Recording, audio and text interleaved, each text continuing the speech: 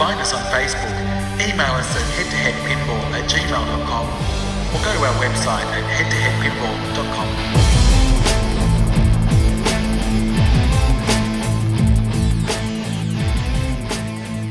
head2headpinball.com. Welcome everybody to the Head2Head Pinball Podcast. This is episode 59 and my name's Martin, and with me... It's Ryan C. And we've got a special guest, Marty, today. One of the most controversial and outspoken people in pinball. You know him as Bally Pinball on Pinside. We know him as Wayne from Mr. Pinball Australia. He distributes Jersey Jack, CGC, American Pinball, Highway Pinball before they went bust. He produces next-gen decals. And he's here today to talk about what it's like to be in the industry for 35 plus years. Ladies and gentlemen, Wayne Gillard. How you going, Wayne? How's it going, guys? Very good, Wayne. Thank you very much for coming on. Where's my kangaroo sack? It's in the mail, sure. Everybody else gets one. Look, How you doing, guys? Yeah, good. I've got one question. My first question for you, Wayne, is this. Is there money to be made being a distributor for pinball? Look, you've got to distribute a wide range of products, not just pinball, because the margins on new pinball machines, is fairly slim because of the shipping, the poor exchange rate. I mean, we're at 70 cents today. Yeah. So you've got to add 40%, it means, from the US dollar. So if something in America's $7,000, well, that's, $10,000 Australian before our GST to have 10% plus the shipping. So it is a lot more expensive selling because we're not drop shipping. We're not just taking an order and emailing the factory and saying drop ship it, 200 miles down the road. We're actually 20,000 kilometres away, and we've got to actually carry the inventory to drop ship from our warehouse, not from the factory's warehouse. Okay. So then, do you enjoy being a distributor for pinball? Look, the people you meet, are great. I mean, you get the odd person that sort of makes your life hard, of course, because you can't please everybody. People seem to think if you're selling a pinball that's $14,000 that you're making $4,000 margin. Well, we're making about 8% margin, which, is not a lot considering you've got to deal with warranty issues, spare parts you've got to ship to people, you're on the phone talking to people with problems and so on, not just during the warranty period, but outside of that period as well. So talk about the companies that you distribute. You were you kind of took over the JJP distributorship when all that kind of stuff went down. And you've carried all their products, Was, Hobbit, Dialed In, and Pirates coming up. That's right? Yeah, that's right. I mean, look, that was pretty disastrous what happened back then. I mean, basically, Bumper Action, as you know, which was owned by Delano Reese, which unfortunately is no longer with us. And he retired, sold the business to some reputable businessmen that ended up not being so reputable and ended up, going into bankruptcy, owing, $500,000 or $600,000, and lots of mums and dads who'd ordered Wizard of Oz pinball machines and paid deposits and paid in full and all that sort of thing, had the potential of losing a lot of money, but luckily, some of that money was paid to Jersey Jack as deposits, and he consolidated the deposits that he got and built games. And then we took over the distributorship. We took those games and converted them into money, and then we took that money and converted it back into the people who lost money. So they actually got back about 86.5 cents in the dollar, but it took hundreds of hours of unpaid labour and work and effort and lots of people involved. David Steen was one in particular that was involved in that, but lots of people got involved to get people back as much money as they could, because otherwise it just would have destroyed the industry in Australia. Do you think you can do that for Kevin Kulik and the Big Lebowski guys? No, unfortunately, there was no people who were selling that game over here. And so but I've got a magic girl, though. So what happened with then the, when Jersey Jack then created the Australia, the Down Under edition? What was that about? So what happened, of course, is most people had ordered the Emerald City editions, and there was about 70 of them, I believe, that Bumper Action had sold. Now, when all that disappeared and Bumper Action didn't pay the balances that were owing at the time that they were due to buy these, to pay for these games, Jersey Jack obviously, couldn't wait forever. So no doubt that they were sold to other people because there was no balances coming to pay for those games from the distributor. So Jack had created an Oz Down Under limited edition, and those games were available to be sold to the Australian market, which had a timber apron and pretty much had the direct printed cabinet art, and they're pretty much like the same as what the Emerald City was. That's the one that me and Marty have, right? Yeah, it is. Yeah, and believe me, they're very limited numbers, because even though they're meant to be numbered to 250 games, there was only probably about 80 of them in total. I think the apron said like mine's like number 65 or 60 something of 1,000. I think it was like they think they just use 1,000, but I mean they did. And now and then they're at end of line, so it's now just the Ruby Red edition that you can sell, right? That's it. No, they're end of line too. So all the Ruby Red editions are finished as well. So they've already finished all the numbers of those. So is there a new type? I think there could be a special Wayne Down Under edition, but no doubt there'll be something else available because it's a popular game. So, speaking of popular game then, so that was obviously the first Jersey Jack game that you had, and then obviously you've moved into Hobbit and then Dialed In. Have the numbers been consistent across those three titles of what you've sold? Yeah, so Wizard of Oz, we've done well over 100 games. The Hobbit, the same. Dialed In, the same. So as far as sales goes, they've all been about the same. And the pre-orders that we have on the Pirates of the Caribbean are indicating much the same as well. So our first 40-foot container is leaving Jersey Jack, I believe, this week or next week. They had 25 on the line last week, and the rest of them are finishing off this week, I believe. So that would indicate similar sort of popularity on this title too. Okay. And you said you're distributing Chicago Gaming Company, so I mean, it was a bit of a mad rush to get the Medieval Madness remakes, the limited edition. They're all gone. You're still selling the standard edition and Attack from Mars as well. Yeah, so the Medieval Madness Standard Edition, the last three unsold games at Chicago Gaming are on their way over to Jersey Jack at the moment to be shipped over with the Pirates games. And they're the last three Medieval remake games until mid-next year before they start looking at making any more. Okay. So they're moving on to Monster Bash, as we all know. Yep. The best hidden secret in history. Yeah.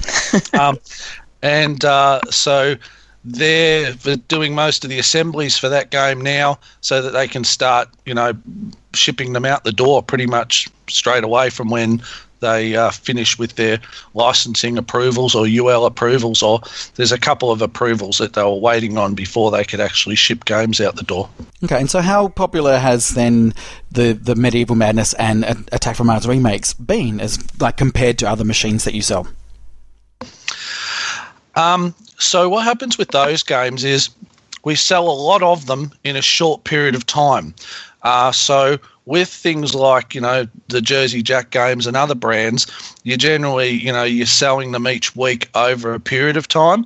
But with these, everyone wants to get in on a limited edition. So they all order it straight away, whether they want it or not, they order it still. And so what happens is you get 50 or 60 or even more orders straight away for that title, rather than, some orders and some coming over as stock. They're pretty much, your allocation gets pretty well sold out straight away. Is that because you think most of the people that are buying them are established collectors, whereas someone who's buying a Wizard of Oz, I'm guessing you sell them to a lot of families buying their first pinball machine versus selling them an Attack from Mars or something?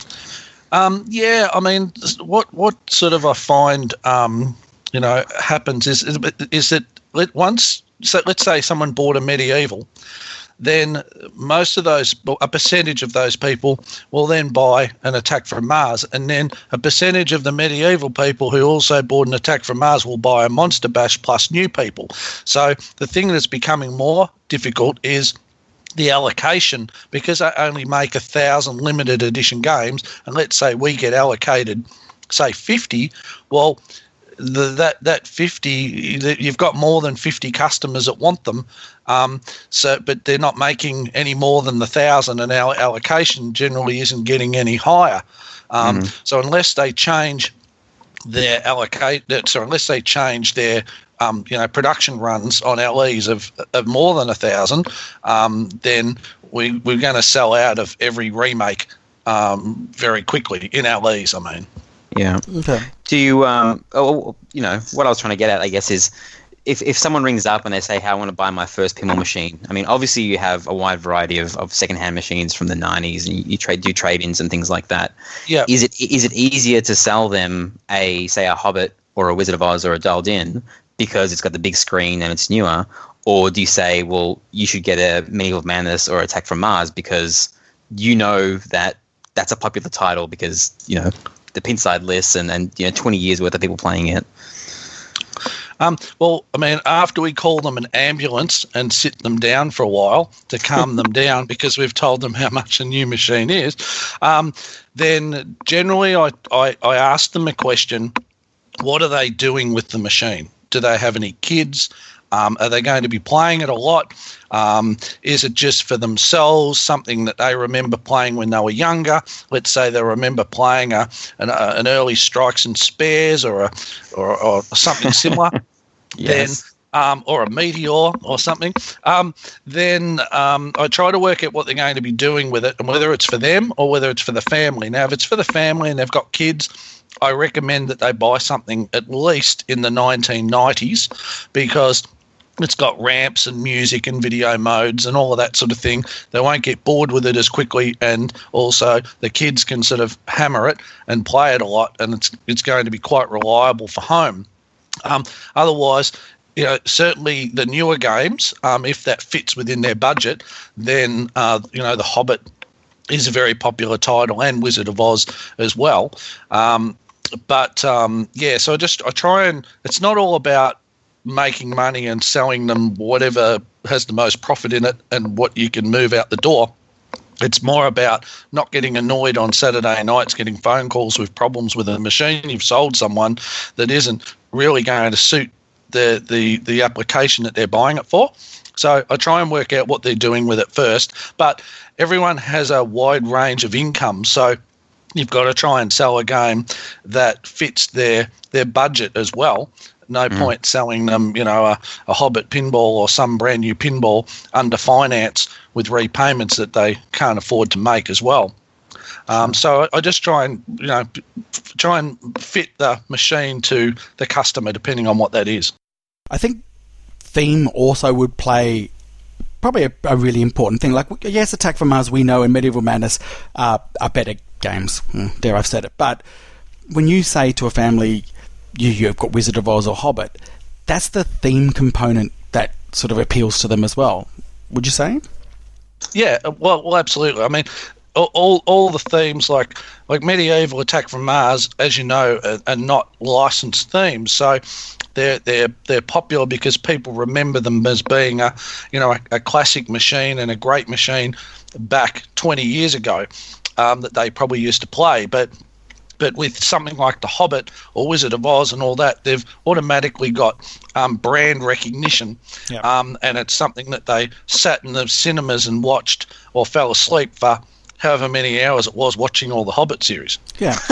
Or the Wizard of Oz. That's right. Well, so then that leads to probably for me the American pinball now. So you've got Houdini that you're selling. Do you find that even though it's, they say it's not a licensed theme, but it kind of is a pseudo-license.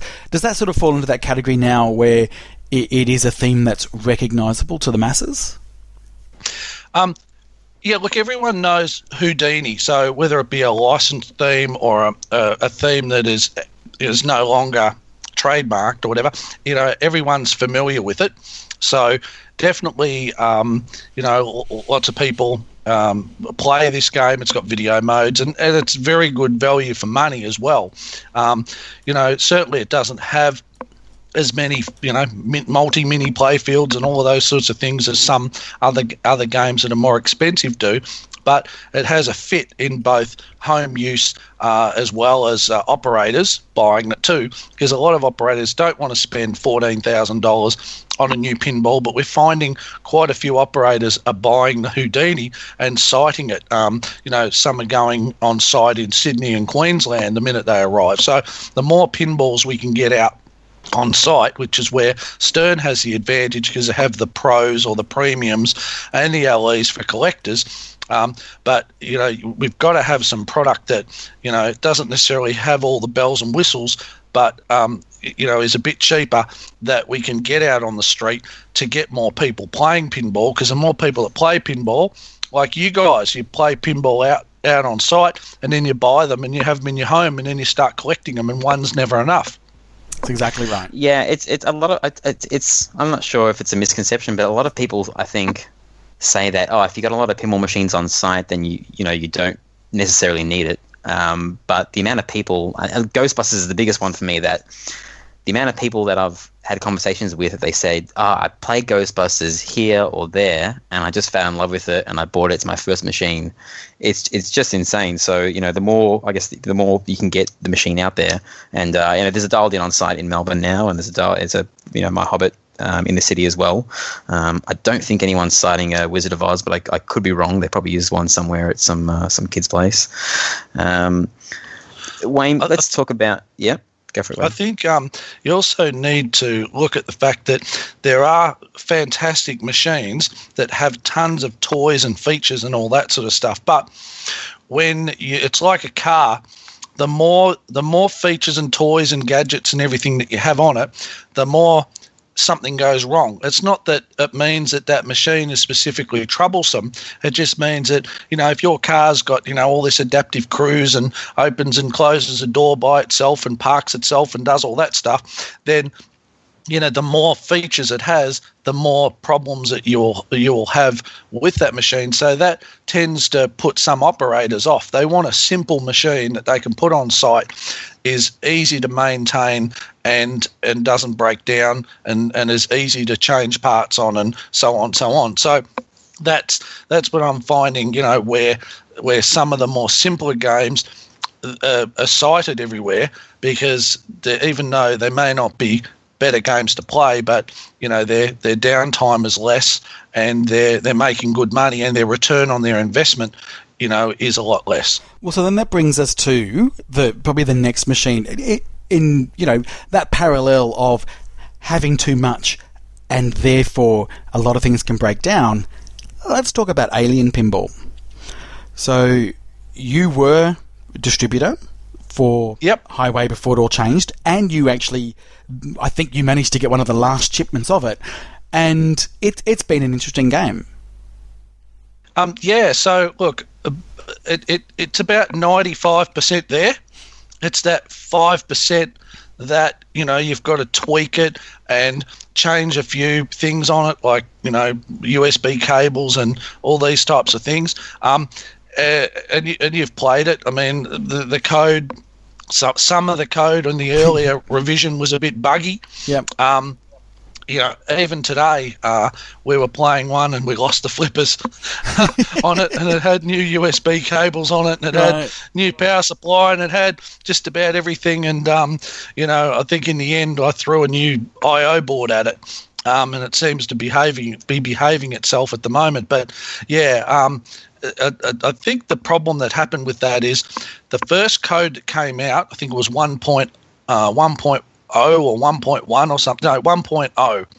And that was actually quite good. It was quite stable.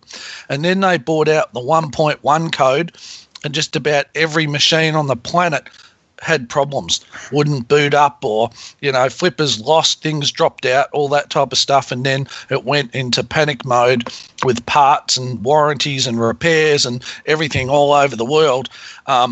And then, of course, they came out with the 1.2, which fixed a lot of the bugs that 1.1 had. By the time all that happened, it was a little bit too late, and they just people had lost confidence in the brand. Sure. So what's the status now? So are you still able to get parts, or what's the deal there? So the status is that quite a few people have worked together to have parts remanufactured all over the world. There are a stash of parts that I have access to that include, like I/O boards and, jaw boards and jaw mechs and motherboards and monitors. So, yeah, there are more parts becoming available for them. So then another interesting game that you still have in your possession, I don't know whether you really were officially a distributor, maybe, Magic Girl. Talk to us about, in particular, so we streamed your Magic Girl when you got it, and it was dreadful. Right, let's just put it right. It was, but what's your experience been with? And what I really want to know is what you believe kind of works and what doesn't work, and why it doesn't work. Well, I believe the designer in question believes that the machine is a piece of art, and it is the best pinball machine ever made by any manufacturer anywhere in the world. Honestly believe that that's what he thinks. It looks great. It does play. I think Ryan got a multi-ball on it. Yeah, you can flip it and so on. But it's the biggest problem is most of the hardware's there, but the software's not. So if you go into test, you can test a magnet and you can test a gate and you can test different things that kick and pop and all that. But there's no software that's been written for it actually to function. So, sure, there are some hardware items that aren't there or no way of getting to that particular feature. But as far as it still needs a lot of software. Now, I think not American Pinball, Deep Root. Is it Deep Root? Deep Root. Yep. We're all in for a Deep Root. That'll be good. So they, I believe, are bringing out Magic Girl and Alice in Wonderland and Razza or whatever it's called. But so hopefully we can get some parts and get the actual machine complete. But it's a museum piece. There's only 19 of them in the world. Yeah. And if you've got a collection of pinball machines and you have it in your collection and you're just playing a few games on it here and there, that's great. But if it's your only pinball machine, then it's not so great. No. Are you going to be distributing Deep Root, or is that an ongoing discussion? Or? I haven't heard from them at all, actually, to be honest. Nobody from has offered me a Deep Root yet, so I'm not sure what's going to happen. Yeah? But have you? Okay. I must have been drunk. Yeah. But not really sure what's been happening there. I know the boss of the company was one of the people who was involved in trying to put an offer in to be an investor in Jersey Jack before the current investors were there. But that's as much as I know about them. Okay. But they've also got a great team of designers. So you're pretty much, yeah, for sure. And you're pretty much distributing, well, let's say pretty much everything but Stern. I think Spooky. Golden, not Spooky. Not Spooky. Okay. No. But you did get some of the machines in. Yeah. We've got some Spooky pinballs, but we're not an authorised distributor for Spooky. But we feel that there needs to be Spooky product in Australia available for people to purchase now and load it up in their car and take it away. Yeah. And so therefore we've purchased some machines at full price, like every other consumer. And we've got customers who just prefer to be able to buy a product and not order it and wait for it, but actually buy it, take it away, and play off it. they go. Play it before they And put the money play it down, and right? enjoy it. Exactly, Yeah. yep. So there's one in Sydney out on site that's come from us.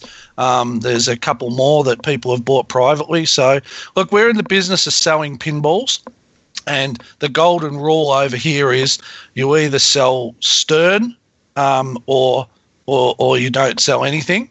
So therefore, the distributors who sell Stern can't sell any other brand, and we don't sell Stern because they're the distributor for Stern, so we'll sell everything else. Yeah, okay. Now, if I can, just go back to, being a distributor for the likes of Highway. And I bring this up because, when you can't just say, well, there's another manufacturer that's not Stern, therefore we're the distributor. Like, you've really got to assess who they are. And I bring this up because I wanted to know what your thoughts were on what actually happened with Highway. And where did it go, and who are these people?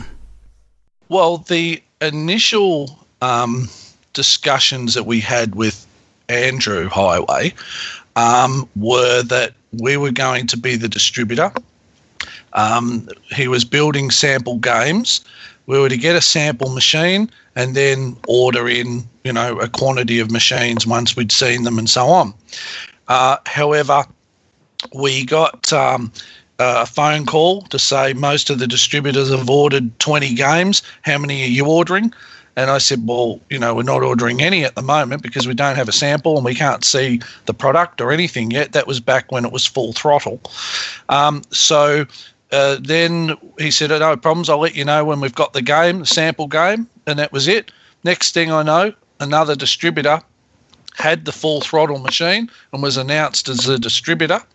And then not long after that he sold that machine off, and then he took off his website that he was the distributor, and I believe he was told that he either sells Stearns or he doesn't sell anything, or he sells Highway.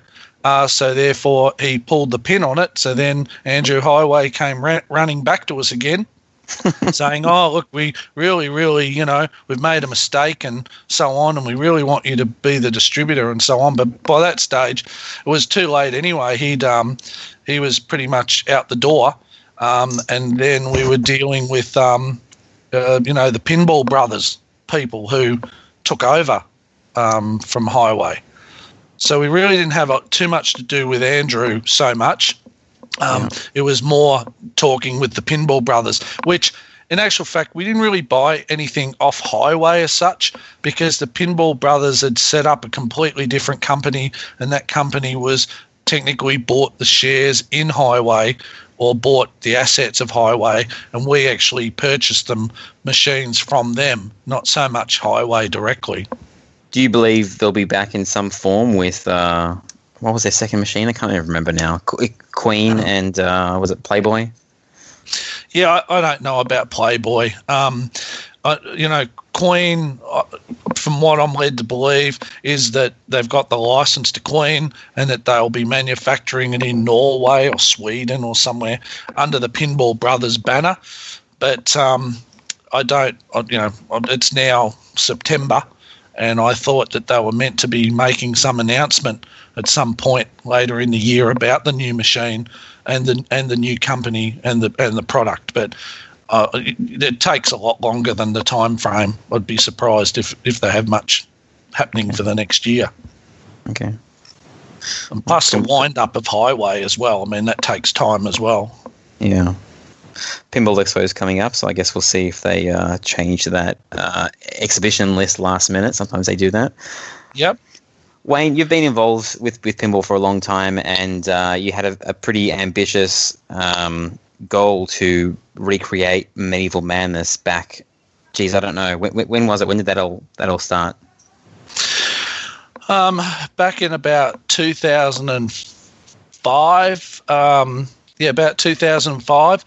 But a little bit before that. So we were the Bally Williams agents in Australia, with parts. So we were an agent for Illinois Pinball, who had purchased a license from Williams to manufacture replacement parts exclusively for 5 years. and non-exclusively after that.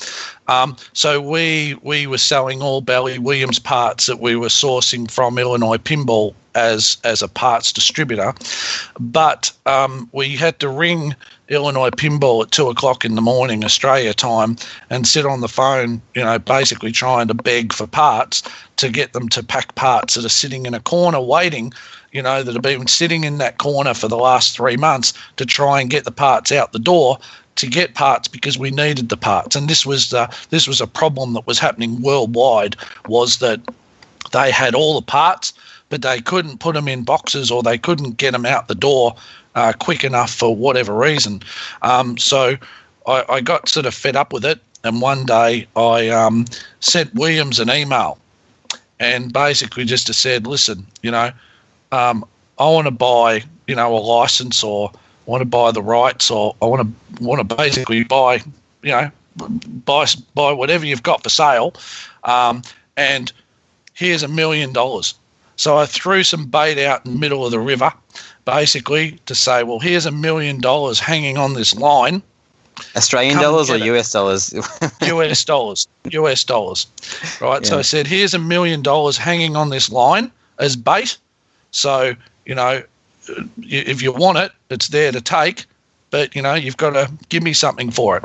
So they're owned by shareholders. Now, what happened was it got to a point with discussions going backwards and forwards, and Stern were involved in these discussions, but they couldn't get the money together by a certain date that was required, or the contract signed, or whatever, because with shareholders, they have their annual report and they have their dividends and whatever they do, and they were coming up short for their for their commitments that they have to give or tell their shareholders.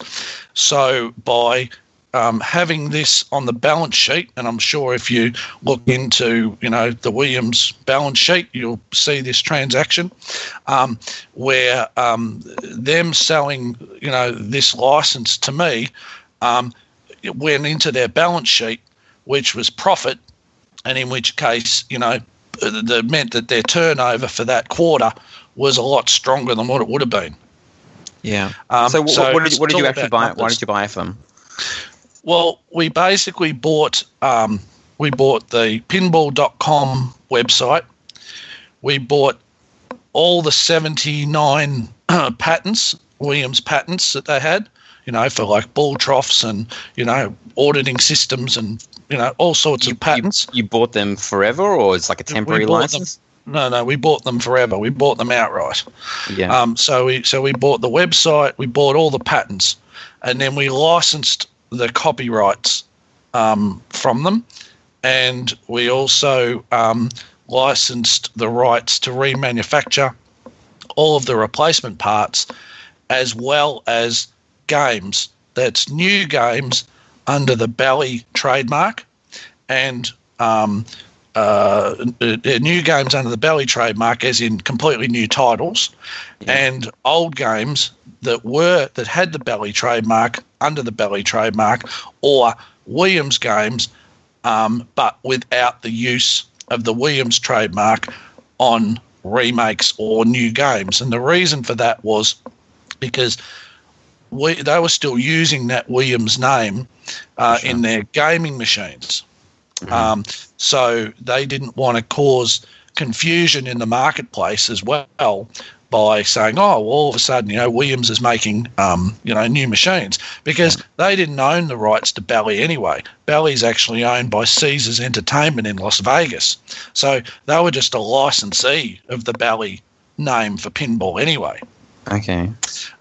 So that's pretty much what we licensed. So we got all the intellectual property as well. We got the source codes. We got all the CAD files and drawings and artwork discs, and pretty much, they backed up all of their computers that they had, including everything, administrative stuff as well. They backed everything up and gave us, all of that. I mean, I can tell you I can probably tell you every designer's birthday. So, I mean, how does Gene Cunningham come into this? Because he also owned something at that time, or did he own half and you owned half or something? No, if you ask Gene Cunningham, he owned everything. But he actually, all Gene owned was Gene owned a license to remanufacture replacement parts exclusively for 5 years and then non-exclusively after that. And what that meant was that Williams could sell a license to somebody else after 5 years and have other people doing it. Well, Okay. I made sure I put a stop to that and made sure my license was perpetual and exclusive. So I had to understand that Illinois Pinball was still a licensee and had an existing license, but I was the perpetual license holder. Okay. So there would be no more licenses, and there'd be no more licenses, and they couldn't issue a license to anyone else to make games or parts. All right. So you're sitting there now in Australia with the, all of these patents and all these licenses, and I'm guessing you got a container ship down of certain goods, because I know you got you've got one of the wizard blocks there, right? Or some parts. Yep. Yeah. So you're sitting on this stuff, and then I'm guessing you have a meeting with the people that work for you, and you say, okay, let's figure out what we're going to do with all this stuff, right?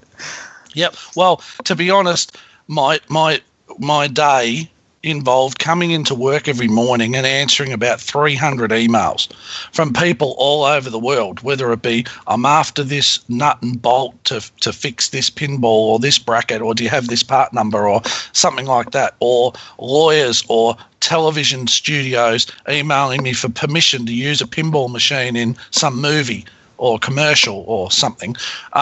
So look, we started off reproducing a lot of parts that were out of stock. So there was about 700 parts that we remade that weren't currently available. They included all of the molded plastic parts. I mean, people seem to think that the magic parts fairy just comes along and sprinkles parts, but it doesn't work that way. So we made, like all the troll heads. I mean, the red troll heads, that was my idea. The mad ringmasters and the inverted ringmasters and, all of these other things. So we remade a lot of those, a lot of metal parts, plastic parts, flipper bats, all sorts of parts that were out of stock. So that was the first thing, and we got those to distributors all over the world, like your Marcos and your Bay Area Amusements and your Pinball Heaven and all the companies in Europe and so on. So we were picking and packing parts all the time. We had a factory in Chicago where parts went to. Some of them got distributed off to resellers in the US, and then the rest of them got packed up and shipped over here to Australia. Okay, and then you made a decision from there to remake Medieval Madness. How did that come about? Did you see the prices for that going up the most, or?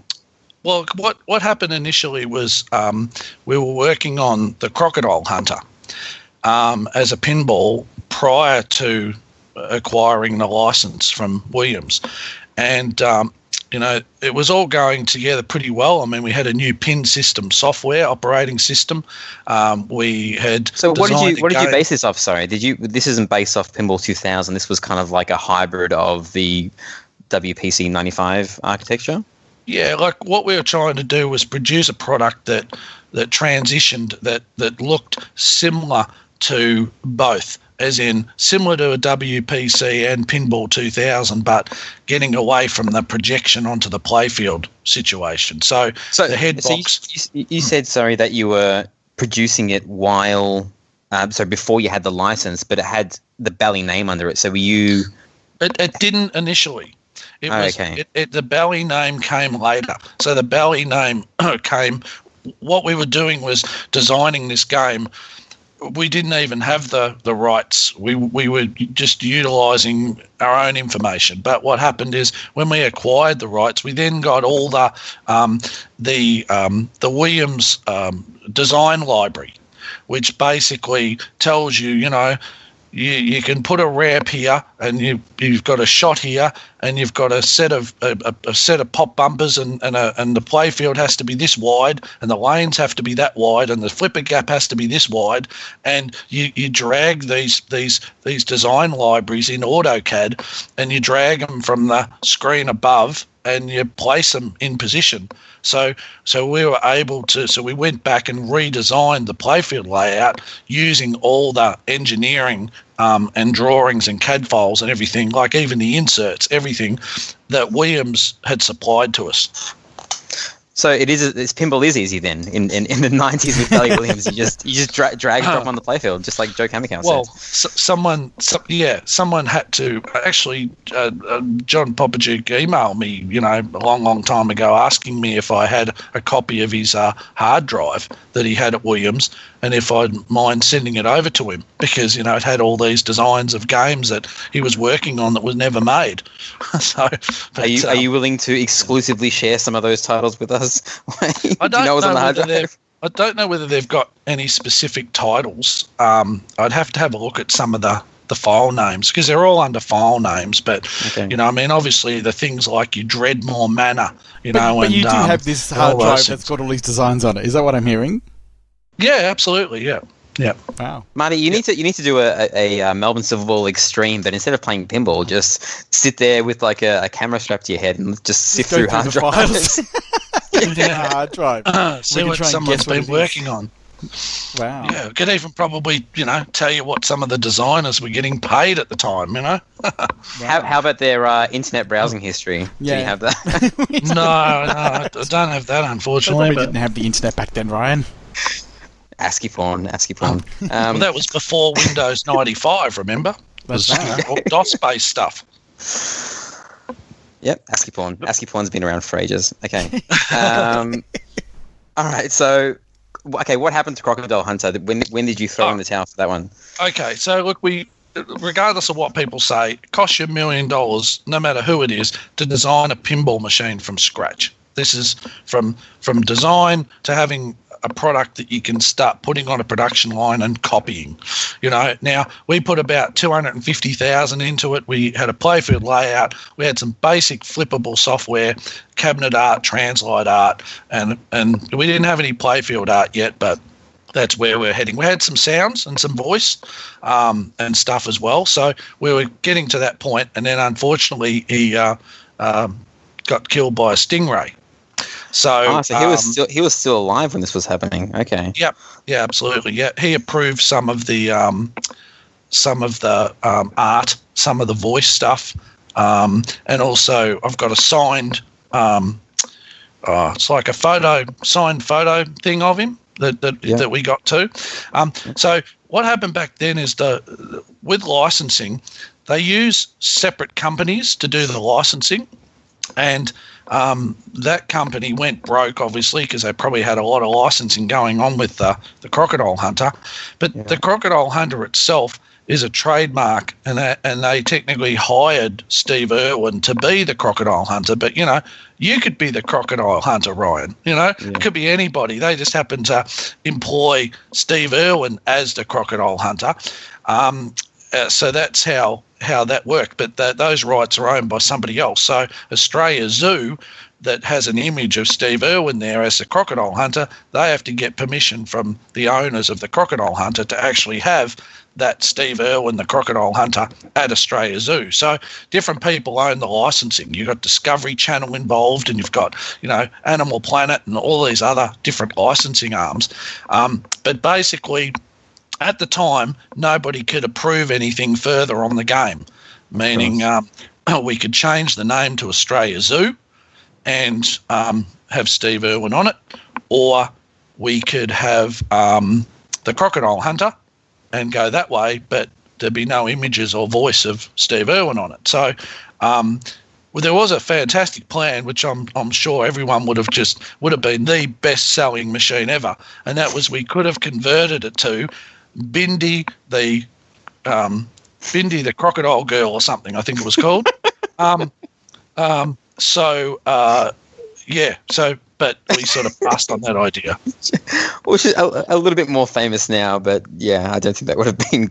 I don't think people been clamoring to buy that. So, how did that eventually transition into the Medieval Madness remake stuff? Well, so we'd had a lot of money tied up in that, of course, and we sort of, until it was sort of put on hold. It wasn't necessarily cancelled, it was put on hold. So we had people employed to work for us doing all sorts of things, whether it be programming or drawings or, assembly stuff, so on. So we thought, well, okay, well, what else can we do? We've got the rights to remake Bally Williams games, so we decided we didn't know which one, whether it be Medieval or Cactus Canyon, so we sort of put it out there to people just to gain interest. So it wasn't that we were taking orders for Cactus Canyon and Medieval. We put it out there to find which one would be the most popular that people would want to buy, because obviously, as you know, Cactus Canyon isn't really a finished game, so software-wise. So we put it out there, and we found that Medieval was the one that everybody wanted.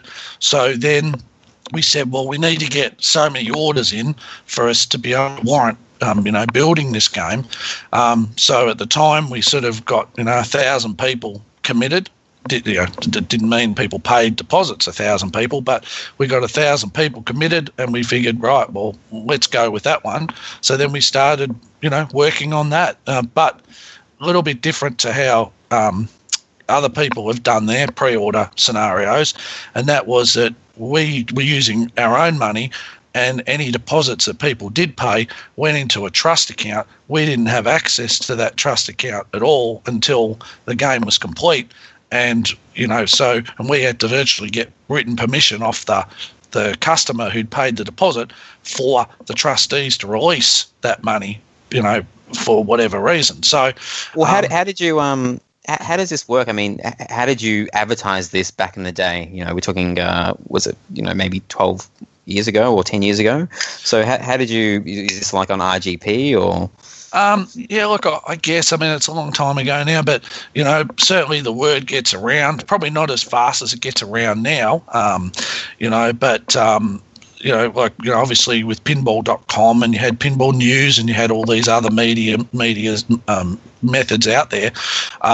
So that's sort of, where most of it sort of started, and people were placing orders and all that.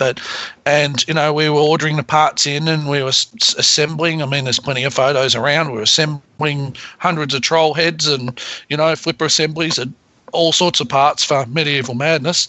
And then, of course, we had the US economy sort of crash, and the Aussie dollar dropped to under 60 cents. It was in the 50s. And, of course, a lot of people were losing their homes in America, and the last thing they were doing is buying pinball machines. So we had a lot of people, cancel, and wanting refunds. Now, unfortunately, we can't hold US dollars in trust. It has to be in Australian dollars. So what happens is, let's say, somebody paid by credit card, and let's say that whatever the deposit was, let's say it was $2,500 Australian. So that, and they might have been 2,000 US at the time. Well, they paid it in credit card, for example. That 2.5 Australian, whatever the equivalent at the time was in US dollars, went into into a trust account. Now, that was earlier, though, before the economy crashed. So let's say, hypothetically, if it was, a dollar for dollar, then, $2,500 deposit was 2,500 Australian. Now, when the economy dies and it drops down to 50 cents, well, then automatically, when they want a refund, their refund becomes a lot more than the 2,500 Australian we're holding. But we've still got to give them back their 2,500 US.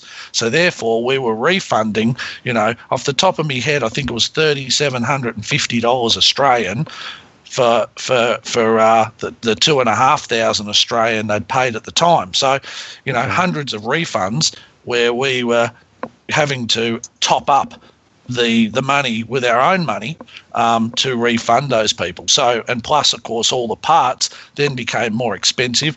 and then having less games being ordered as well meant that the bill of material cost to build these Medieval Madnesses was getting right up there, close to $8,000 bill of material costs.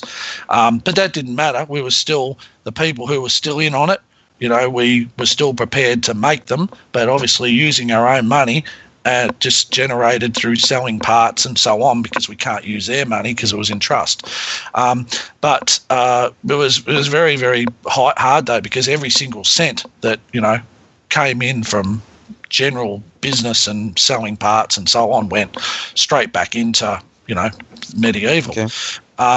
Now, then sort of probably fast forwarding a little bit, Rick from Planetary Pinball, well, Rick from Bay Area Amusements, contacted me and said, look, we can't get parts out of Illinois Pinball, and they were having financial difficulties at the time too. So, would you be interested in selling the rights? Because Jersey Jack was looking at starting up making pinballs and using Bally Williams parts. They had some other interested parties that were looking to manufacture some other products, etc. And whether I'd be interested in selling the rights. And I said, well, look, it's not for sale, but I guess if if you offer me a outrageous amount of money, well, I suppose everything's available for a price. I said, but the only problem I've got is I've got committed people who have paid deposits on a Medieval Madness, that we're, that I'm personally, I'm committed to making, and they sort of, so cut a long story short, without saying too much in regards to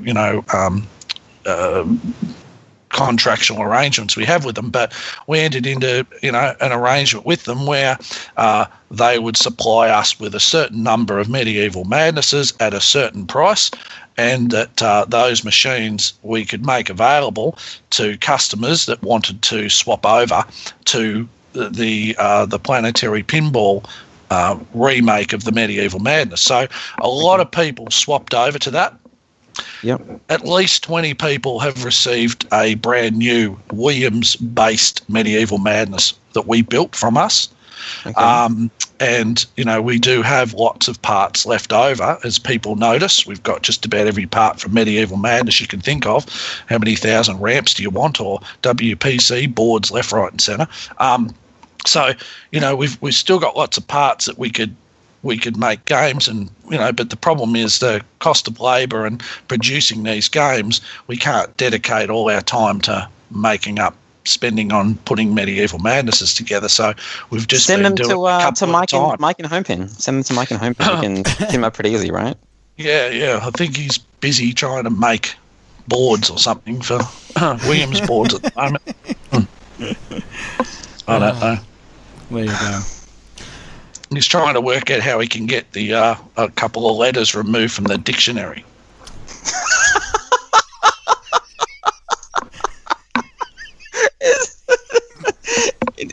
International rescue is a lot. How can you sell the Homepin distributor, Wayne? Well, I just shouldn't ask you that. Yeah, look, basically, all I can say is I wished Homepin the very best. I even helped them with some intellectual property stuff to assist them in manufacturing their machine, which I've got boxes of them at work. I'll show you one day, Ryan.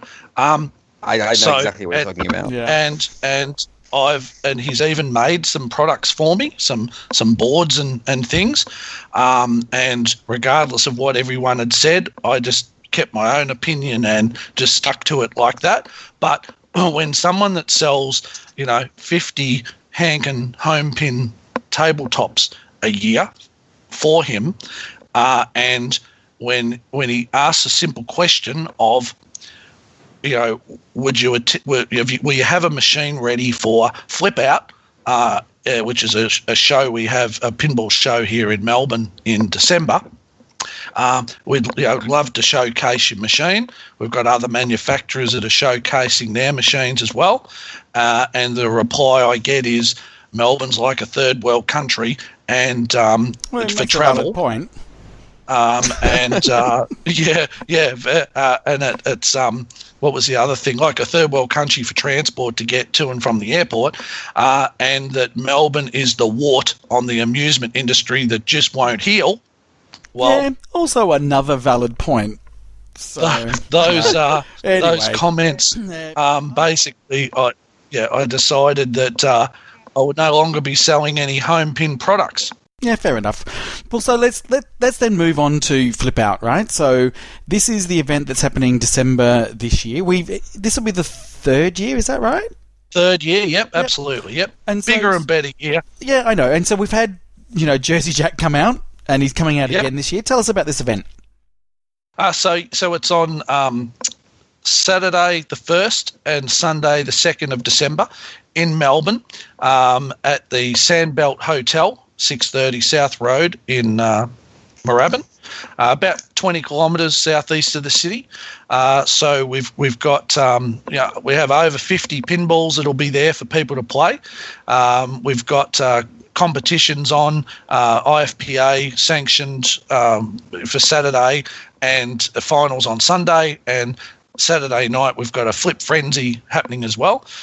Jersey Jack will be flying in for that event as usual. Unfortunately, haven't heard back from Home Pin yet. Not sure where he'll be present. But certainly the invitation is there for all pinball manufacturers. American Pinball, we've sent an invite out to them as well. Hopefully they will have their second pinball machine ready, available for release by then too. Ooh, that'd be exciting to play Oktoberfest. Mafia Pinball, Wayne, are you possibly doing anything with that? So the Mafia Pinball, I think it's number 8 of number 10, 8 of 10 is being loaded in the UK at the moment and shipped over to us. So we'll have that in a few weeks. So Nice. people will be able to see that and play that at Flip Out. And we'll be able to stream it, no doubt, Wayne. And you'll be able to stream it. Yep, absolutely. So that's heading over. So it'll be a few weeks and it'll be here. You've probably seen some footage of some other machines being shipped to the US and so on, show machines. So our show machine will be here soon. Awesome. Well, that's good. Be interesting to see what it's all about. But Sounds like a good event, Wayne. Sounds like every year you're building it up and up, and you've got talks and stuff on. Jersey Jack has come exactly. every We have the where else can you see the internet thingy? Jack Sparrow. Where else? I can't believe he's coming back. And there's backed by popular demand. Magic Girl, the only they just keep on coming. Magic Girl will be there, Wayne. TNA. Yeah, we've got Magic Girl there. We've got Alien there. We've got TNA there. We've got what's the Pirates other thing there. we've got? Pirates of the Caribbean. Yep. Which version? The Mafia. Wayne? Which version? The Mafia Pinball. What's happened to the 3 spinning disc version? Because you're probably one of the only people in the world that has a 3 spinning disc version. Was that returned to sender, or do you still have that somewhere? I heard that they wanted it back. Unfortunately, it had a severe catastrophic accident, fell down a flight of stairs, and we just can't find the 3 spinning discs. So we've glued it all back together, and there's just one spinning disc. So therefore, we're sort of figuring that if it's just got one spinning disc, we can keep it. Okay. I have no idea what you're saying, but it's still funny. Okay. All right. Meaning that, if it doesn't exist, it's disappeared. No, we get it. You just We get it. publicly announce and okay. You could have just said you sold it. Like, that would have just been easier to understand and more believable. Sold it. No, but then they'd want us to pay them for it. Fair enough. All right, Wayne. It was about the other one that dialed in either. So. That's a good way to talk about it, Wayne. Just live on air with 3,000 listeners. Okay, Yeah, that's Wayne. it. Yeah. We want to thank you for coming on today. It was very interesting to get the backstory about that. The Bally Williams license and the Medieval Madness, and we wish you luck. And we will be there at Flip Out 2018 to support the event. And Martin will be running all the tournaments. Yes, I will. But the multi-million-dollar question is, how much did I? Everyone wants to know. How much did I get paid for selling the Williams rights? Well, I mean, obviously we want to know. Will you tell us? All I say to people is I sit at my $1 million beach house driving my $250,000 sports car or flying my $1 million helicopter down to my $1 million beach house if it's too cold, and just sit there drinking a few beers, watching the boats go backwards and forwards, carrying all the container loads of pinballs. I don't have to worry about all the stress involved in the life. Bullshit, of mate! pinball. You're there every day working your ass off. What are you talking about? Other than when I'm not there working my ass off. All right, Wayne. No, we all love pinball. Regardless of what people may think about me or heard about me or anything like that. I mean, I mortgaged my house to buy the rights because I love pinball. I left school when I was 15 to a job working on electromechanical and solid state pinballs. That's all I've really done, for 35, 36 years. So for people who say, oh, you're not passionate about pinball, et cetera, it couldn't be any further from the truth. I know. I remember you telling me the story about the guy who was trying to remake Wizard Blocks, and you're pretty much the only person in the world that could help him out, and you kind of gladly, shared what you could with him, right? I posted on Pinside all the rules so he could actually code write the all the machine. rules. And Compy, I think his username is or something, Pinside name is. But, the more people that make pinballs, doesn't matter what it is, the more people that play pinball, the whole thing is to get people involved in pinball. And while we're here to 3,000 people, anyone that's in the US, Europe, UK, Singapore, China even, come to Flip Out in December. Come to Australia because, it's the only place you can get kangaroo sacks from. Kind of also. And didgeridoos and everything else. Yep. And we'd love to have you here. We can do with the IFPA points too, but we'd love to have you here.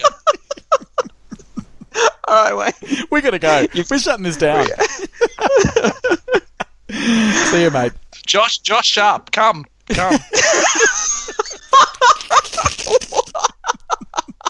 What's so random? Why Josh Sharp?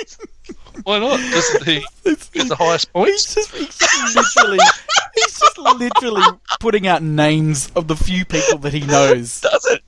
Doesn't he have the highest points? Oh. I don't know. Raymond Davison. Oh my God, that's who you want, Raymond Davison. Josh Sharp's the evil guy who runs the organization. He's like the Dr. Evil. He's the, so we have to pay him $1 million. Yeah, $1 at a time, Wayne. $1 at a time. $1 at a time, okay. I'm crying. Okay. Let's go. We gotta stop. Wayne. Yes, Wayne. Thank you very much. We'll chat to you soon. We'll let you know when Mafia's here and you can come and play that one. Yeah, for sure. Okay, mate. Thanks, mate. Good talking to you guys. See you, mate. See ya. So there we go. That was Wayne Gillard, also known as Mr. Pinball. We learnt a lot. Yep. I had to have a 5-minute break to stop laughing and calm myself down at the end. No.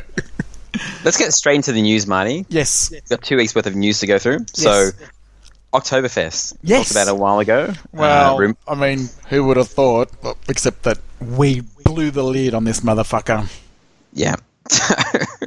I guess there was an official announcement saying that it will be their next game. Correct. Joe Balsa talked about it at the Vancouver Flip Out Festival. I think that's what it's called. Yep. It is what did he show? He showed a picture of an old dude, and he showed a very kind of cryptic picture of the playfield. Yes. We already knew from the Josh Kluger interview that it does have 3 flippers. Yes. An upper right flipper. The shots are a bit more wide open. What can you deduce from that cryptic kind of picture? Fuck all. I stared at that picture over and over. It's at such an odd angle, and I couldn't even really make out where the photo was taken from. I don't know. It's an interesting thing. It could be a great machine. I think that, the license, what is it? Oktoberfest Pinball on tap. I don't know. From that, what we could make of that little tiny black and white picture, it looks like a full pinball machine. A full pinball machine? Well, okay. what I mean is, it looks like it will be a pinball machine. It will have ramps, it will have flippers, it will have all the elements that you want in a pinball machine. There you have it, guys. Martin Robbins with the official Oktoberfest review. Right? Holy shit. Okay. Yeah. And we can see this. I think that's a side ramp there. It looks like the same kind of side ramp as that's on Simpsons Pinball Party. But, you got a scoop and you got a big wide open kind of left ramp.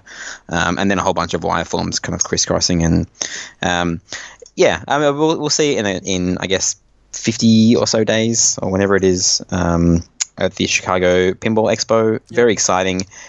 Of course, there's a lot of people that are kind of shitting on the theme. Oh, of course. Listen, guys, I'm going to tell you this one more time. I think I've already said it before.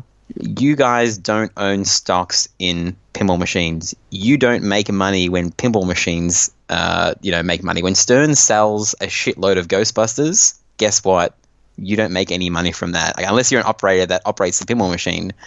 So, yes, we want all these companies to sell a crap load of their pinball machines so they can be successful. Do I think this is going to be a theme that sells thousands of pinball machines? Probably not. But that doesn't make me want to shit on the license because I don't like it. Yeah. I want to support them in any way that I can because they're making an original theme, and I'm guessing it's going to be fun. And someone put it on Pinside the Best. Sorry, I didn't write down your username, so this is the exact quote.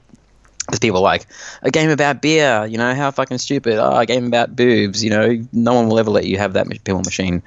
Someone said, a game about catching fish, lame. A game about rafting, rest in peace, Bally Williams. Why can't they do cool themes like Data East? I'm a marketing expert. And that said it all to me. It's just like all these fucking amazing games from the 90s have stupid-ass themes. Yep. Really stupid.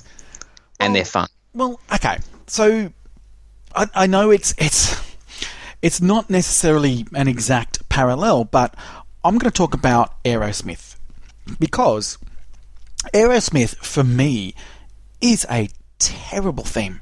And when I heard about it, I just went, what a shit theme. A band that's, had its heyday years ago, not relevant now, it's going to be a shit game.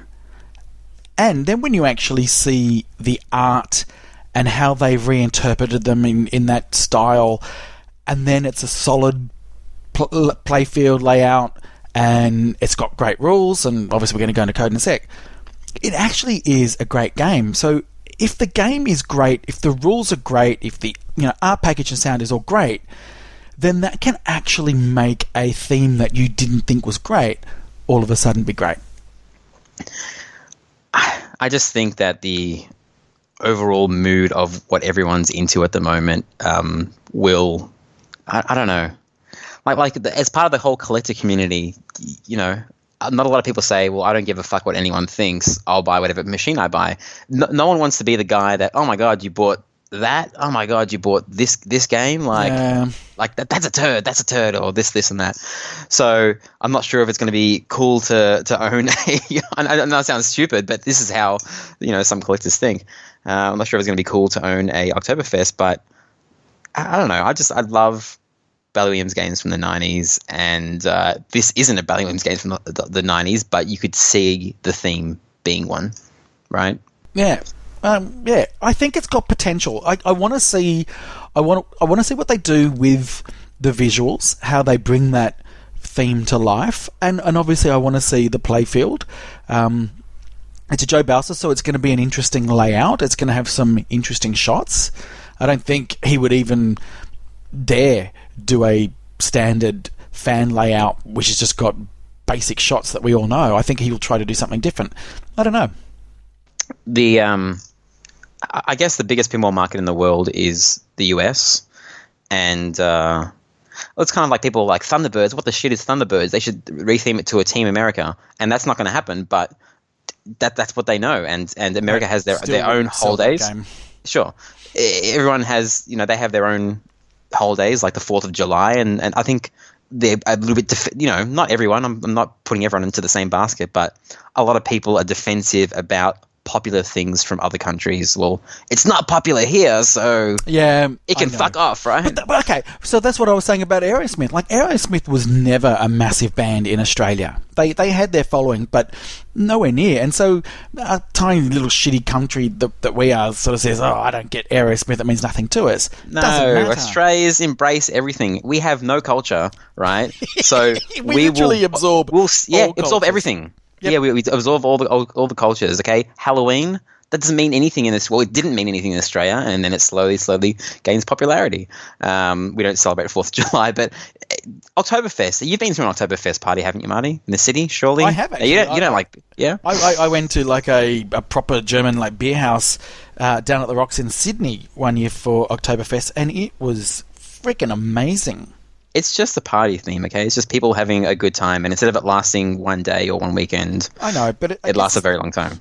And it's the state of today where really people want bands and superheroes or TV shows, really. And if it's not any of those things, people don't get it. I understand that this is not going to have global appeal, but I don't know. I'm holding hope that there's going to be something in this, and when we finally see it, we go, oh, okay, I get that now. I'm still not going to buy it, but isn't it a sad state though that we live in? Like, I mean, and I'm a hypocrite because I fall into it too. Like, almost the only movies that I'll go and see in the cinema, because I don't get to go very often because young kids and you have a babysitter and this and that. I pretty much just watch Marvel movies with my wife at the cinema because I know what I'm going to get. I know we're going to go and have a good time and eat popcorn, and it's not deep. I forget about it like a week later. But if I say there's a really cool art house movie, I don't want to take that risk. And it's almost like it's sad, but it's almost like the same state with pinball machines, is that you have to like, what are these 40-year-old, 50-year-old dudes like when they were kids? Let's do that versus going out on a whim and doing something like Oktoberfest. Yeah. I don't know. We'll see. We will see soon, guys. What else has happened? Well, so we had news. We've now finally know what happened to the Bally Williams license when Farsight lost it from the Pinball Arcade. It has gone to Zen Pinball. Oh my god, what a surprise. So, I don't know. I didn't lose my games. Like, there's still the ones that I bought that are still available. It is a new platform. My biggest concern I had when I heard this was, but I really don't like Zen Pinball. I don't like Pinball FX. In particular, I don't like how, and I remember the Blockade sort of gave me an email and said, well, it's not meant to be. But I don't like that Zen Pinball feels and looks like a video game as opposed to a realistic simulation of pinball. So just for people that don't know, including me, Zen Pinball make like, are they the guys who do like all the Marvel stuff and Jaws? Yes. Is that them? That's them, yeah. So Pinball FX. So they have like unrealistic playfields where like it's impossible to do it in real life. Correct. Okay. Because things fly across and things come out of the playfield that you just wouldn't ever make possible. But it's not just that. The actual physics of the game do not feel real. It's the one that has like a crazy ball trail so you can see where the ball's going, right? That's exactly right. Okay. But what they've actually said is that they have now created a new physics model which is more realistic, and apparently the people that have played it said that it actually plays great. And I believe you can actually play it now, but I think it's maybe only on PC, and you can play Fishtails, the full unlocked game, and then I think you've got gimped versions of Medieval Madness, Junkyard, and Getaway, meaning it could be that only up to a certain, like a demo, like only up to a certain level of points, or maybe it's timed. I don't know at this stage, but it's good to see. It's good to see that at least someone's got the license.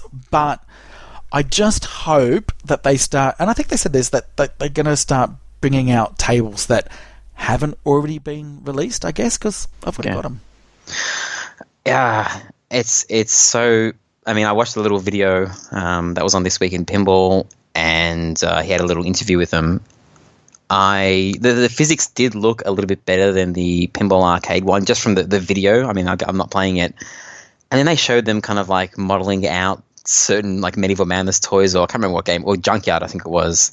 And I'm like, you poor bastards, like has this already been done by somebody else? And you have to like sit there and do it all again. Like, to do it again. What like I bet the people that work there are like, man, I just want to make like the next Marvel, like copy and paste, get all the assets, have like balls flying around and Tony Stark like doing this cool like Iron Man thing. Yep. No, I'm going to have to sit here and scan Junkyard. Yep, that's exactly right. Well, so speaking of Pinball Arcade, so they've hit back with a vengeance, right? Ooh, it's a pinball war.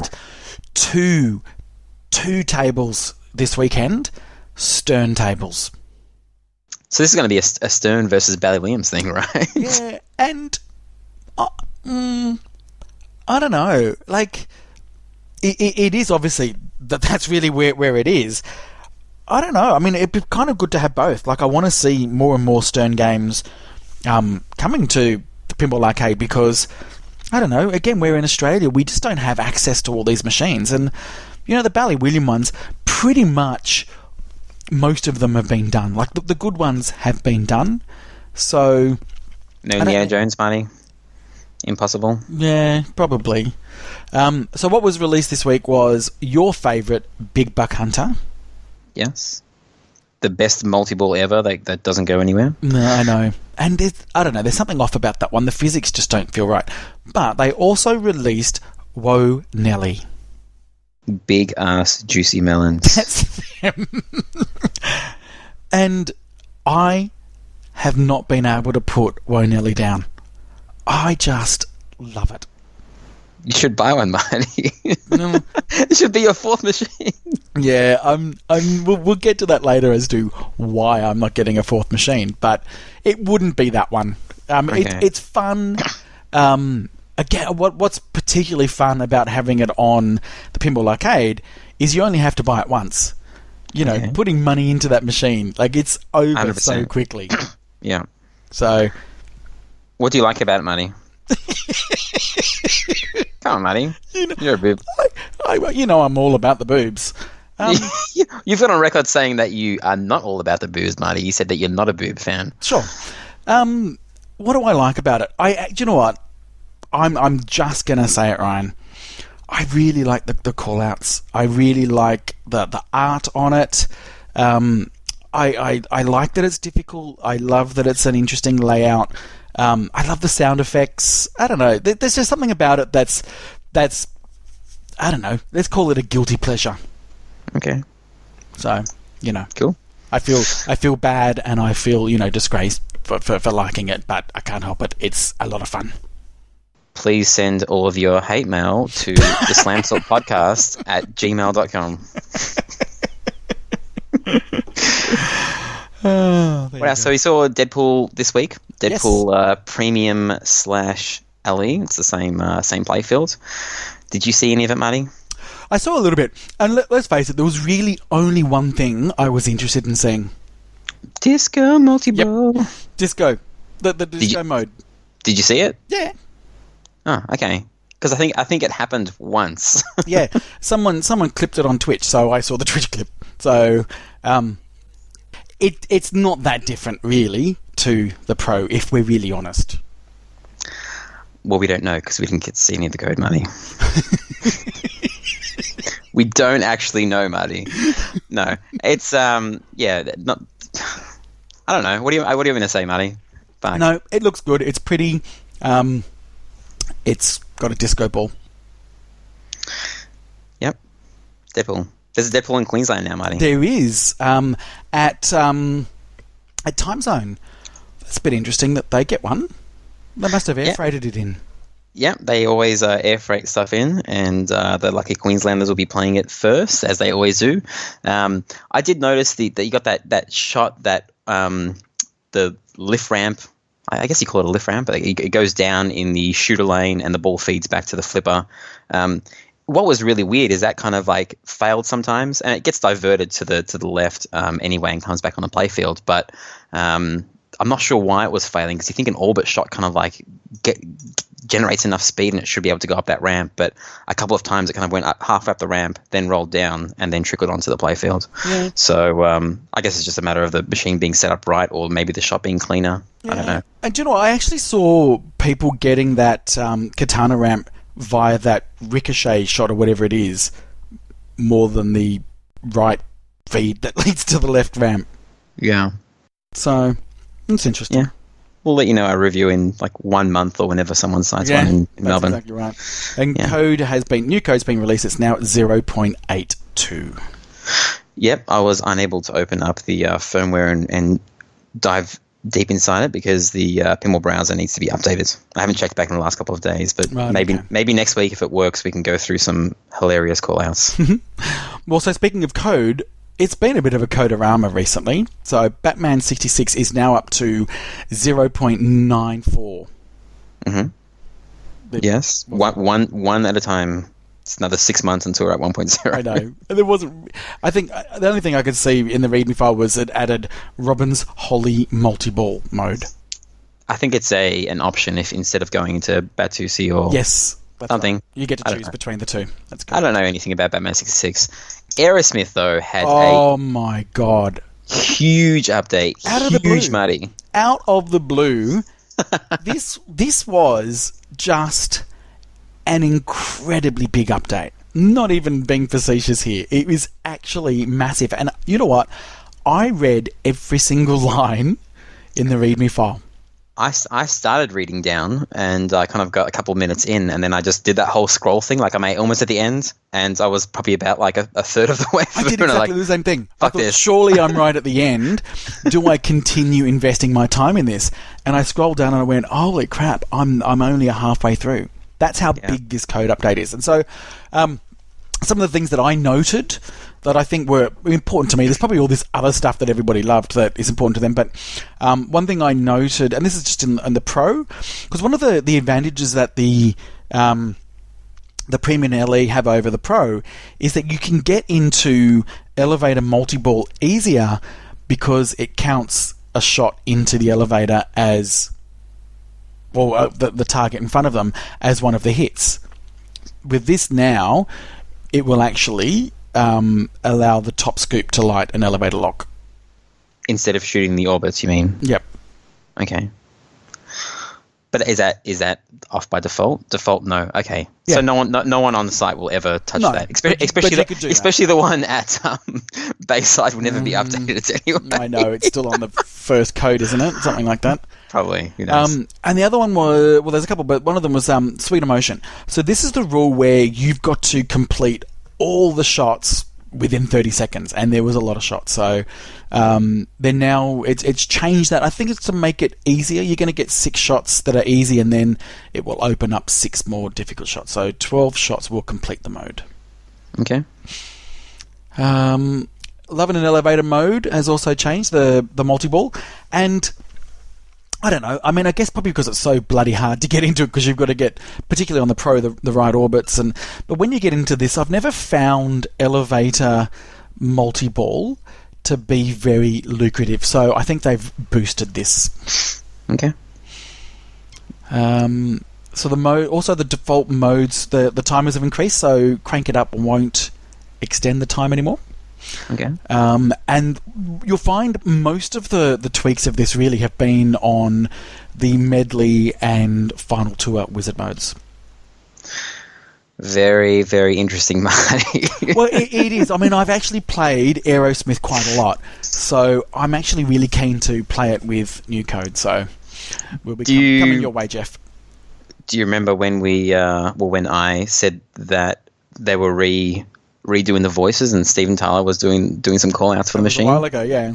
That was just a shit rumor. I've burnt that guy is no longer on my rumor list. He was just fucking with me. That's never going to happen. I know.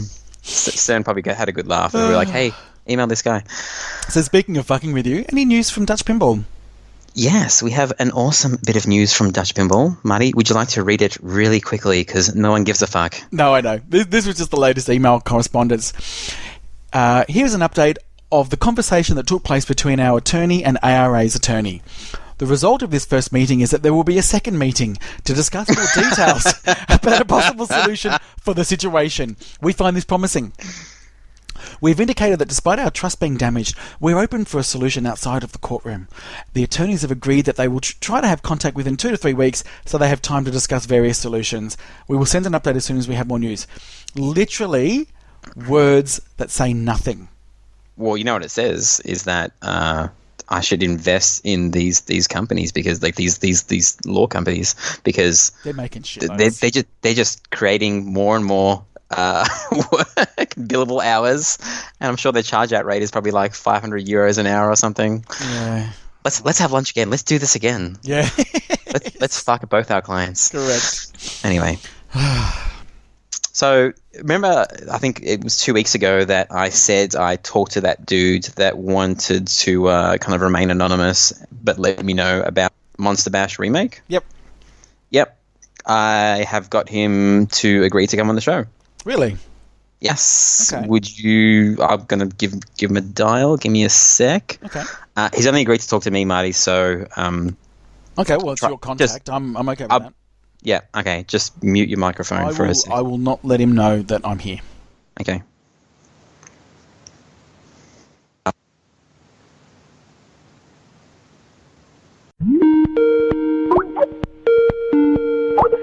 So we have someone on the phone now. They're using a voice modulator to protect their identity. We don't know if it's a woman or a man. Hey, I can tell you I'm a 100% man. Okay. And what can we call you? What can we refer to you as?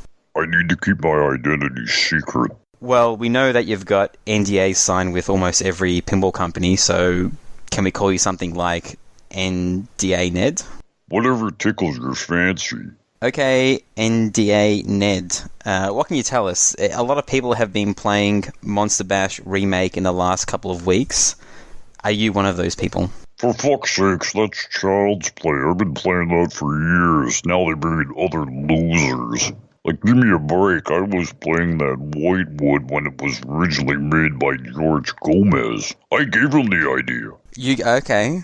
Okay, so you're pretty well connected. I mean, what can you tell us about the new iteration of it? I can't tell you that. Come on, you're coming on the show, your voice modulated, you gotta tell us. No way, man, that's a secret. Please. Okay, I'll tell you everything. What do you want to know? I mean, what else do you know? Do you know anything about Godzilla? Yeah, they made a slight change. A slight change on what? The original Godzilla used to terrorize Japan and Tokyo. This one terrorizes a small pinball company in Wisconsin.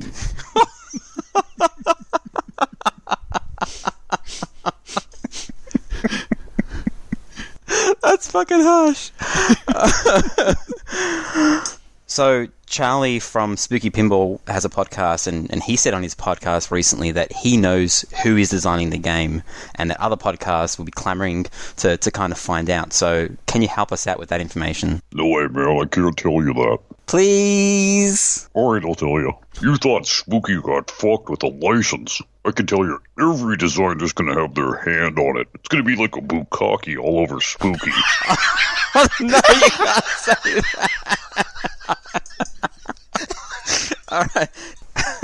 I don't know about that, NDA Ned, but we've had a bunch of the guys from Stern on, and they're pretty nice guys. Like Keith Elwin, he's a nice guy. I don't think he would do that. Oh, I can tell you things about Keith Elwin that'll make your head spin. Go for it, man. We're all ears. I can't tell you that. Please. You know why Keith Elwin always wears shorts? Okay, Ned. Why does Keith Elwin always wear shorts? Because he wants you staring at his shorts so that you don't notice he has a fake beard. Okay. You heard it here first. Keith Elwin has a fake beard, guys. It's a wig. It's a wig. Okay. Is there anything else you know about the pinball community? Any other imposters? Oh, I got some good dirt on Stacy Borg. Stacey Borg, yep, friend of the show, co-host once as well. What can you tell us about Stacey Borg? No, I can't tell you that.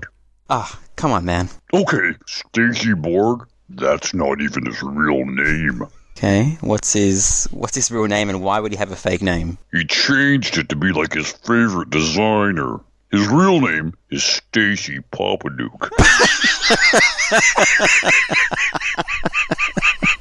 Another exclusive, you heard it here first. Oktoberfest got announced on the weekend, Ned. What can you tell us about that? It's a great game. I played it a ton. Does it shoot well? Is it a bit more wide open than Houdini? I'll tell you this, it's the only thing with more boobs in pinball than this podcast. Speaking of boobs, what about Elvira 3? What do you know about that? Elvira 3? Give me a fucking break. I already know about Elvira 4. Okay. You guys are boring me. I've got so many secrets, but they're all gonna stay right here. You'll never know. Well, Ned, we'd love to have you back if you'd like to come on the show and spread some more rumours and knowledge. Maybe another time. I gotta get out of here. I gotta make sure my spy cams are working at Deep Root. I'm out of here. See ya, Ned. There you have it, Marty. NDA Ned. Right. This just exemplifies what the pinball, podcast and stuff industry is like at the moment. Everything's meant to be secret. You just say, please. I'm not going to tell you anything. Please, come on. Yeah. And then people spill their guts. So, yeah, we'll see if we can get him on the show again to get a bit more information. But, some exclusive there. Some exclusives. Yeah, there you go. What else we got, Marty? Oh, wow. It was hilarious. Steve Ritchie was interviewed. That was on the Special Lit podcast. How'd it go? Yeah, no, it was a really good interview, Marty. I was thinking of you while listening to it because I know Steve Ritchie's your main man. Really good interview. I'm not going to talk much about the interview because I want you to listen to this. This is at the end of their episode 12. I'll link the Steve Ritchie interview in the show notes, but this is the next episode after that, and this just made me crack up unnecessarily. And I'm just going to play the end of it now on the phone. Brewing, makers of Pinball Pale Ale. You're passionate about all things pinball and great tasting craft beer. Two Brothers Artisan Brewing is a firm believer in pursuing your passions. For over 20 years, Two Brothers has had an unparalleled passion for their craft, their customers, and their community. Two Brothers Artisan Brewing wants you to follow your passion and drink theirs. Pinball Brothers wants you to follow your passion and drink theirs. Marty, I'm a passionate guy. Will you drink my passion, Marty? I don't want to drink. Not twice. Not twice. Would you like Two Brothers to come over to your house and That's the wrong tagline, guys. I should have just sent you a message, but I'm not sure if that's their tagline for the company or the company's tagline, but no one wants to drink someone else's passion, Marty.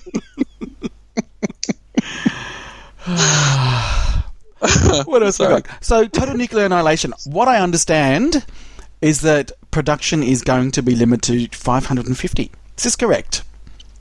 Yeah, not forever. Just 550 for now. So I think they have to sell, 50 or so more, maybe 50, 60. And then they kind of want to get Alice Cooper delivered within the date constraints that they set. And then they might revisit it again. They never said it was going to be limited to anything, so they can keep them making them if they want. But if you want a TNA delivered within the next kind of 18 months or 2 years, then you better give Charlie and KT a call. Yeah, cool.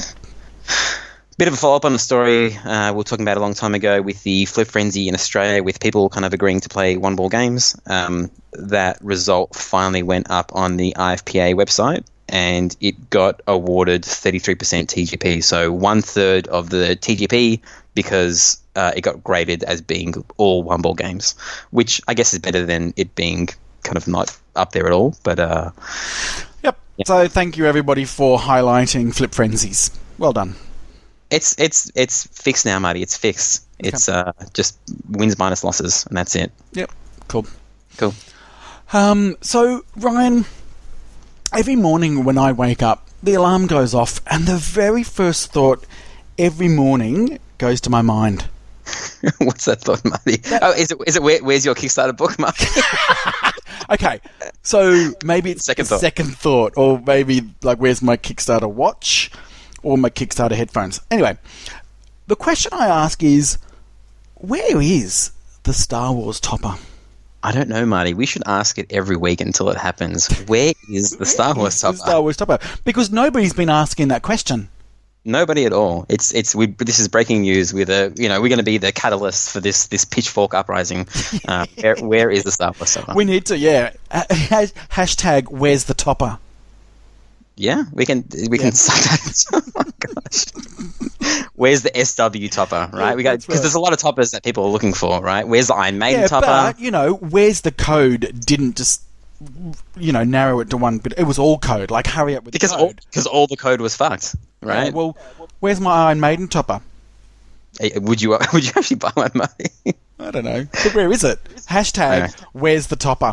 Hashtag where's the topper? Okay, we're starting the hashtag. That's so dumb. Okay. Time for the best segment to ever grace the Pinball podcast airwaves. What was it called, Marty? I've actually forgot what it was called. Social media watch. Ryan Marty, search all the social media accounts of all the popular pinball people so that you don't have to. And you can play pinball instead. Here are the top social media stories over the last 2 weeks. Okay. News just in. Here we go. News just in. Deadflip is designing a pinball machine, and he wants to be like Keith Alwyn and get a job at Stern Pinball. He didn't actually say that, but you can tell. The subtext is there. Subtext is there. He wants to be their global ambassador. He wants to be the pinball, the face of pinball, but he also wants to be like Keith Alwyn because, let's face it, Keith Alwyn's pretty cool. He's pretty amazing, isn't he? So, yeah, and I've seen him, so he's sort of done his design. He's put like a cardboard one, and now he's starting to get wood. Yeah. I saw a little video of him kind of flipping it in the virtual pinball, and obviously it never flips as smoothly and as nicely. There's no kind of like clunk in the virtual world, but it looks pretty cool. Okay. I was actually impressed. Escher Lefkoff got to run from the hills. Run to the hills. Run. Yep. You are such a massive Iron Maiden fan. The hills are on fire, Marty. Fucking run away from the hills. Yep, he got to it. There was a bit of controversy, Marty, because he death-saved a ball, but apparently he still got there before ball 3, so it's okay. Whatever. I didn't watch the video because I'm definitely going to get there, like I'm going to get to Valinor and of course, and somewhere over the rainbow. And yep. George Gomez. That was old. That's being shown now on the stream. The George Gomez showed the fourth wall thing. He showed a bunch of katanas, and it was like katana A and katana B, but I don't know what they were. And it was one of those like cryptic Facebook posts where you ask all the questions and he doesn't answer any of them because it's like, let it simmer, baby. Let's let everyone just keep on talking about it. But yeah, there was a real katana, and I think they were signed by him. So that couldn't be the topper, could it? Like 2 katanas on the top? No. Like fall down and stab someone? I don't know. Yeah. Awesome. The straight down the middle guys unboxed their Deadpool pinball machine in under 6 minutes without a drill. That was pretty impressive. Okay. He was like throwing the we did it in about half an hour. We did it in 30 minutes, yeah. Yeah. So Keith Alwyn posted to prove that he was wearing but we pants, then posted the real pic, so yeah. Marty, have you seen this? Okay, I'm going to send you a photo because I know you're not going to actually believe. All right. Do you have Tim Sexton on Facebook, Marty? I don't know whether I do. Maybe I should. Tim likes me. Tim likes you? Okay. Yep. He likes me too. He said I'm the one to like out of us two. Yeah, that was just your face. Marty, check your message. I just sent you a screenshot.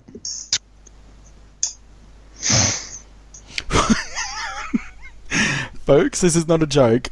The doctors have found that I have an extra ball. So I just kind of like, your Facebook, you just like fucking like scroll past shit. I'm like, oh, okay, extra ball, like whatever. It's just like a shitty joke. He actually went to the doctors and he has an extra ball. Like 3 testicles. So, Marty, are you still there?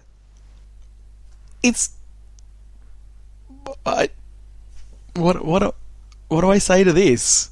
Is it actually true? Yeah, he got it removed now, but I've been trying to get Tim Sexton's girlfriends on the show to talk about Deadpool and Tim Sexton, right? Yes. So I actually found one of them, and I'm going to quickly add her into the call now, okay? Marty, mute your microphone, okay? Okay. This is another one-on-one conversation, okay? Okay.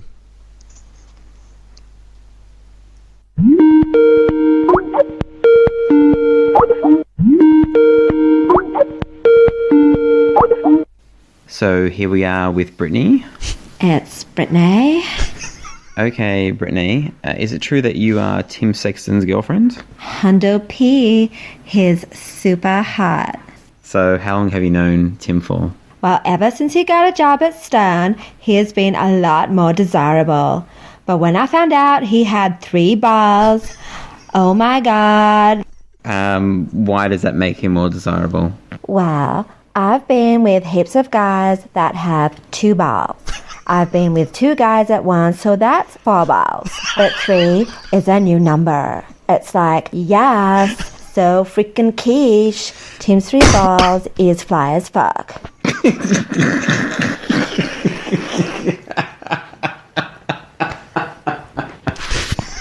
Oh, shit. Oh, fuck. Okay, Brittany, too much information. Has he let you into the secret room at Stern at the factory? Do you know any industry secrets at the moment? Wow, Tim is working on Godzilla, and everything Tim touches is huge. Do you know what I mean? Huge. Do you know what I mean? Okay, I've heard enough, okay? I'm trying to say he has a dope-ass big pig.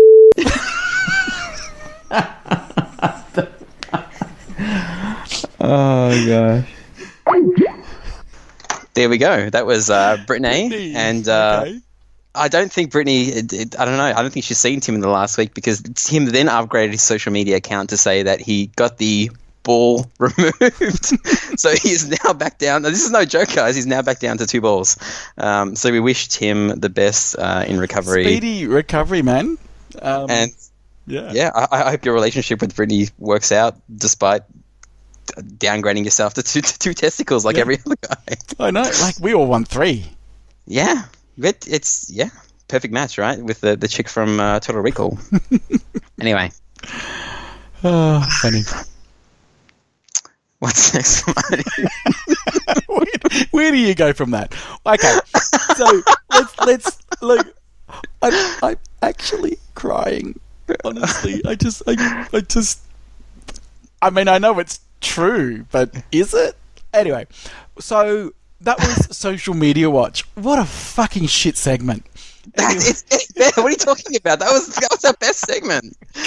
Actually, no. Part of this podcast is Wayne you got to saying, understand. You got to understand. In that segment, we updated people on the fact that Keith Elwin was actually wearing pants. Like, do you want us to fucking read the news, read This Week in Pinball? Come on, it's boring.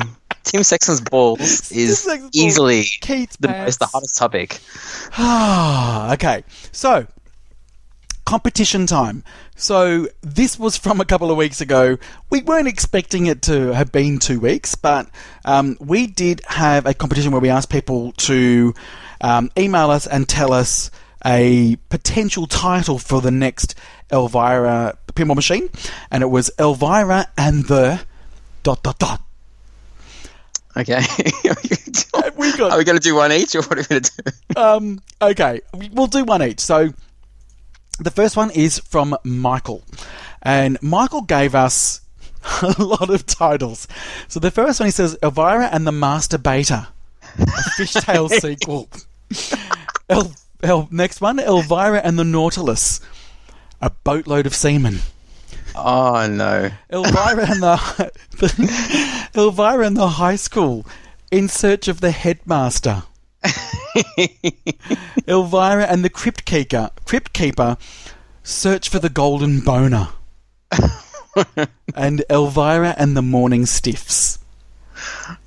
I see you left one out, Marty. I nod to you. Yes, it's okay. Some of these guys, like, we're not going to go religious or, some of the other ones. There's some things that we're just sort of going to steer away from. Yes. Okay. This one's from Daniel P. Elvira versus the politically correct D-bags. Yep. Brian said Elvira and the big silver globes. I don't know. This one's from Richard A. Elvira and the Boogie Bogans from Down Under.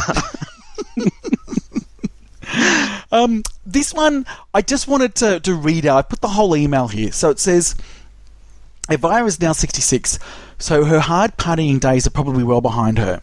So what's she doing now? At 66, she can't exactly be described as a MILF anymore, yet she's still a trifle too young to be joining the local Crown Green Bowls Club. But it's a well-known fact that many women of Elvira's age spend most of their time on the golf course. So add in a sprinkling of smut and you get Elvira's Monster Foursome. What? As in, because you yell out 4 when you're hitting them. Correct. Okay. And the foursome could be made up of Dracula, the creature from the Black Lagoon, and Tiger Woods. Because he's kind of creepy. Oh, God. That was from Melbourne Minty. Thank you, Melbourne Minty. George J. emailed in and said, Elvira and the Pinball Company Graveyard. Love it. Andrew said, Elvira does the new Prime Munster. Oh, okay. Double meaning. Yeah, I like that one. Like that, yep. Rob M. emails in and says, a great name for Elvira 3 would be Elvira and the Monster Evolution. Mainly the acronym Eat Me, but also brings monster aliens and mutants into it.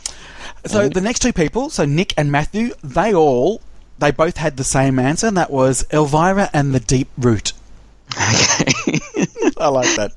Dave M. emails in and says, hey, Ryan and Marty, regarding the next Elvira title, I reckon there could be an Elvira bash toy on a spring in the game, so maybe Elvira and the Bashing Boobies would make a great title. It really does, David. Boobies on a spring. Yep. Joe says, Elvira and the Low-Hanging Fruit. Is that low-hanging fruit like testicles, or is that low-hanging fruit? That's pretty much what it is. Yep. Okay. Or maybe her saggy boobs. I don't know. But, and the next one? Kevin P. emailed in. Elvira and the saggy boobs.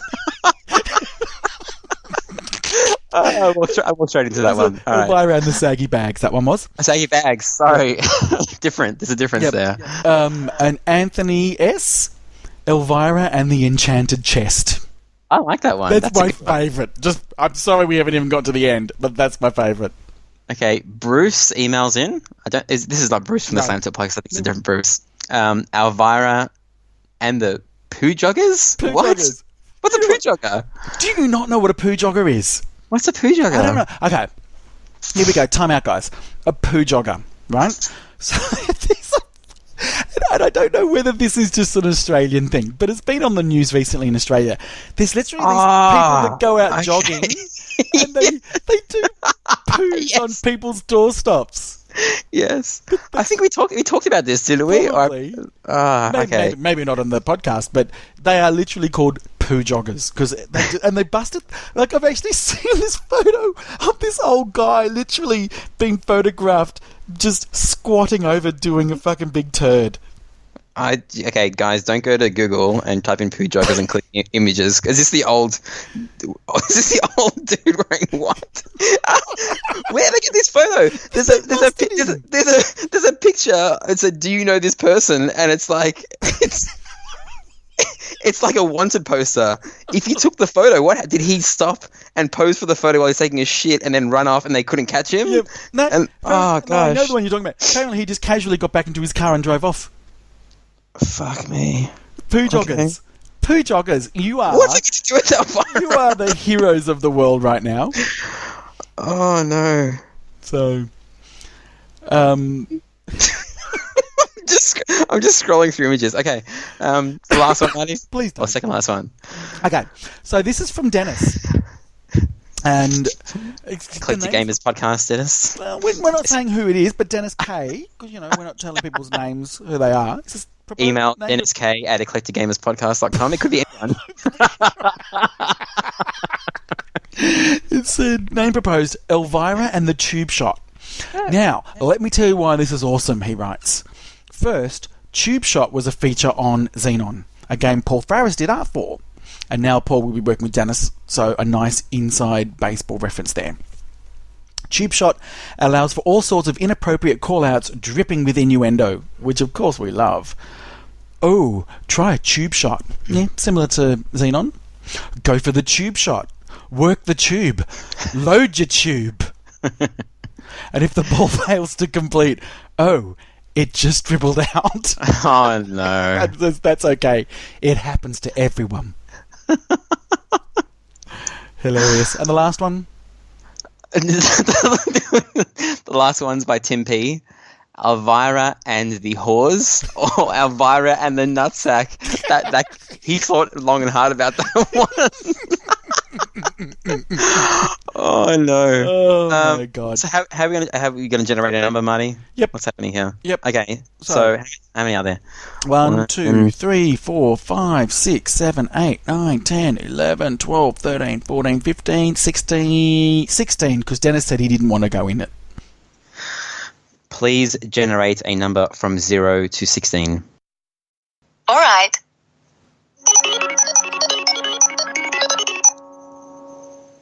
4. Richard Anderson. So Elvira and the Boogie Bogans from Down Under.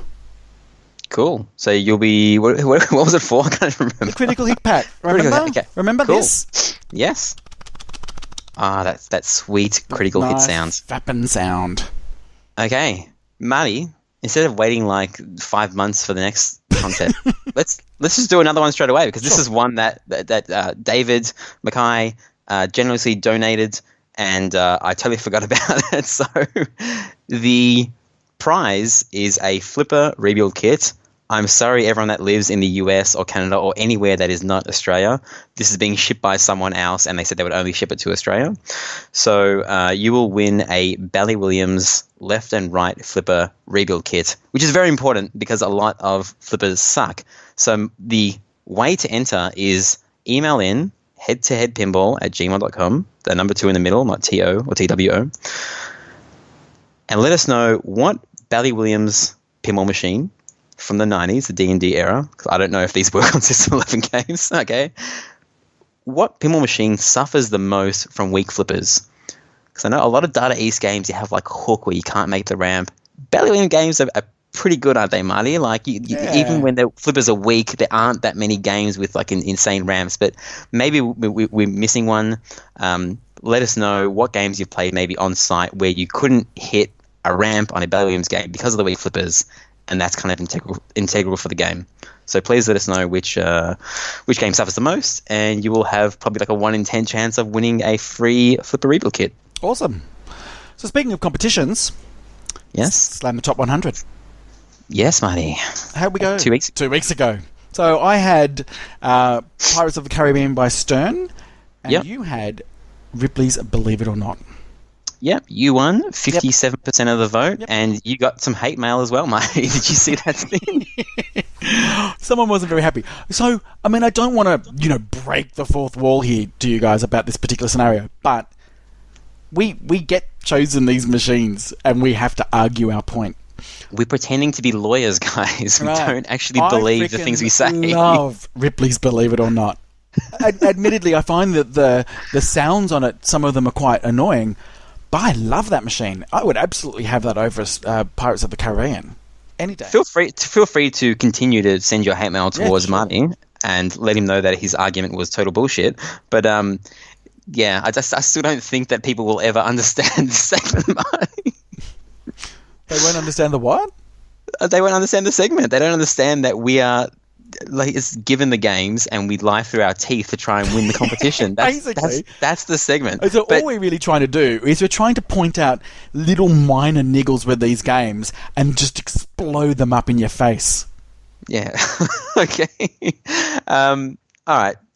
Should we change it up this week and do one from the 100 to 200? Because I can't be bothered generating a number 20 times to get to the ones that we haven't done. Okay. Yeah? Should we do it? Go for it. All right, just this week only. This will be fun. Please generate a number from 100 to 200. Coming right up.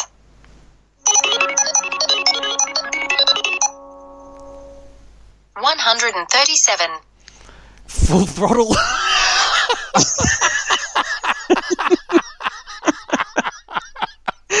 You were first, right? That was you? That was you. No. We all know you were first. Keep going. Oh, shit. Okay. Please generate a number from 100 to 200. Sure. Fucking Avatar is higher up than Full Throttle, Marty. Yeah. Great game. 175. Oh, here we go.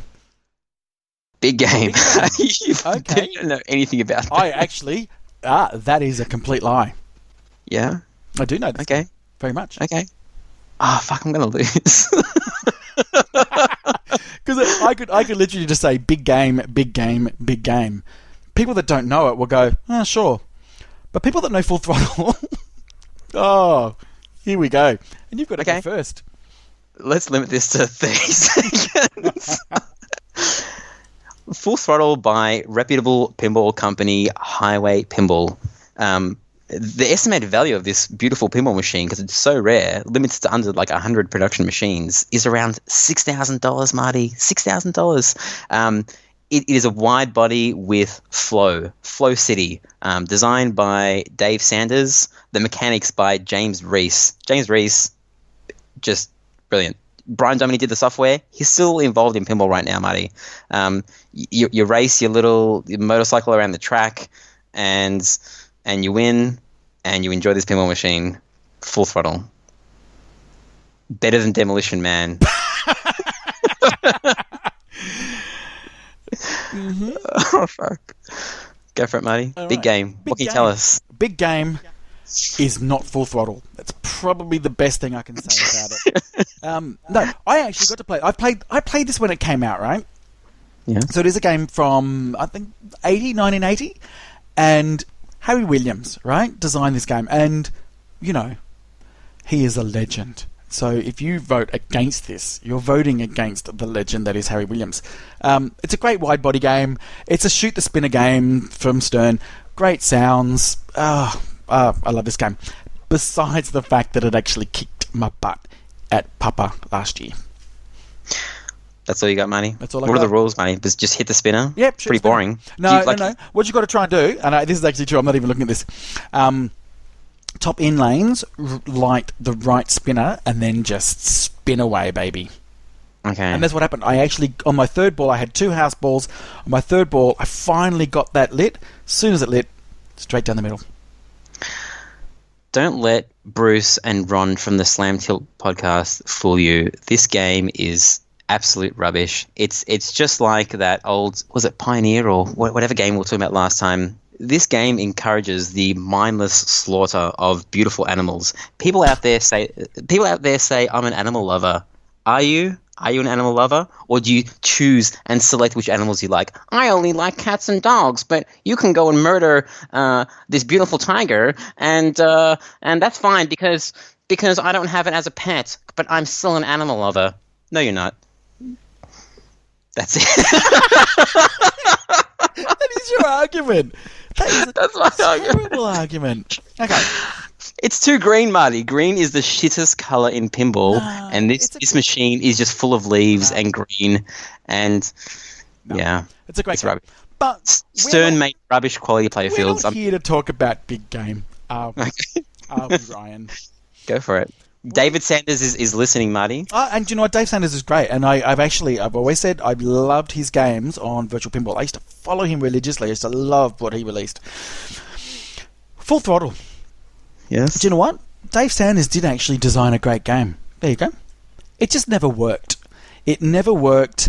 The fact that they didn't have sort of the rollovers was kind of awkward. It was just a rubbish theme. Like, really a rubbish theme. And they could have actually made that into something, but it was just kind of a bit lame and... Talk about the theme of Big Game, Marty. No, Talk about it, please. No, we're only talking about Full Throttle here in my counter-argument. And we're talking about Highway Pinball. Just think about how many people have lost their money from Nobody and on Throttle they have, Money. and Not on Full Throttle. well, no, because there's no support on Full Throttle. So what's actually happened is these machines are breaking down. No, these machines are breaking down, and people can't repair them because there are no parts to repair them. So these games don't work. Therefore, ergo, they've lost their money, Ryan, because this game. All 10 people. Yep, all maybe 12 at a pinch, but this is the problem with this game is that. You know, I got to play it, and I played it, and it's just and I finally had that one game where everything happened for me. Unfortunately, I got 3 balls stuck in the chute, which is what we're calling it now. Shoot the chute. Shoot the chute, and the game couldn't kick it out, and then stopped. And because it was on site and they didn't have the keys, I had to walk away. And Was this the one in Melbourne? Yep. There's one in Australia. I wonder who owns it. Do you know who owns it? No, but Okay. all I'm saying is, even when I had to turn that machine off and walk away, that was probably the best experience I had. Okay, Matty. No, the walking away bit is what I'm talking about. Yes. Just in case I wasn't clear, that walking away from Full Throttle was the highlight. And when I played it at Papa, and 30 seconds into the game it froze, and I left a note. We've told this story before. I left a note saying, blah, blah, blah, it's frozen, and this game is shit. So, it's terrible. Vote for me. Vote for justice. A vote for Marty is a vote for the mindless slaughter of innocent animals worldwide. I mean, do you know how big game is? How It's big so big game is? It's so big, when your ball hits a remote drop target in Korea, an earthquake warning goes out in Peking. It's so big, it takes 4 sumo wrestlers to pull the plunger. It's so big, What? the giant horseshoe kicker had to be broken in before it could be installed. It's so big, the electronic jungle sounds can start a stampede in the nearest zoo. Is this the flyer, Marty? I'm not saying. Or what's on the flyer of Full Throttle?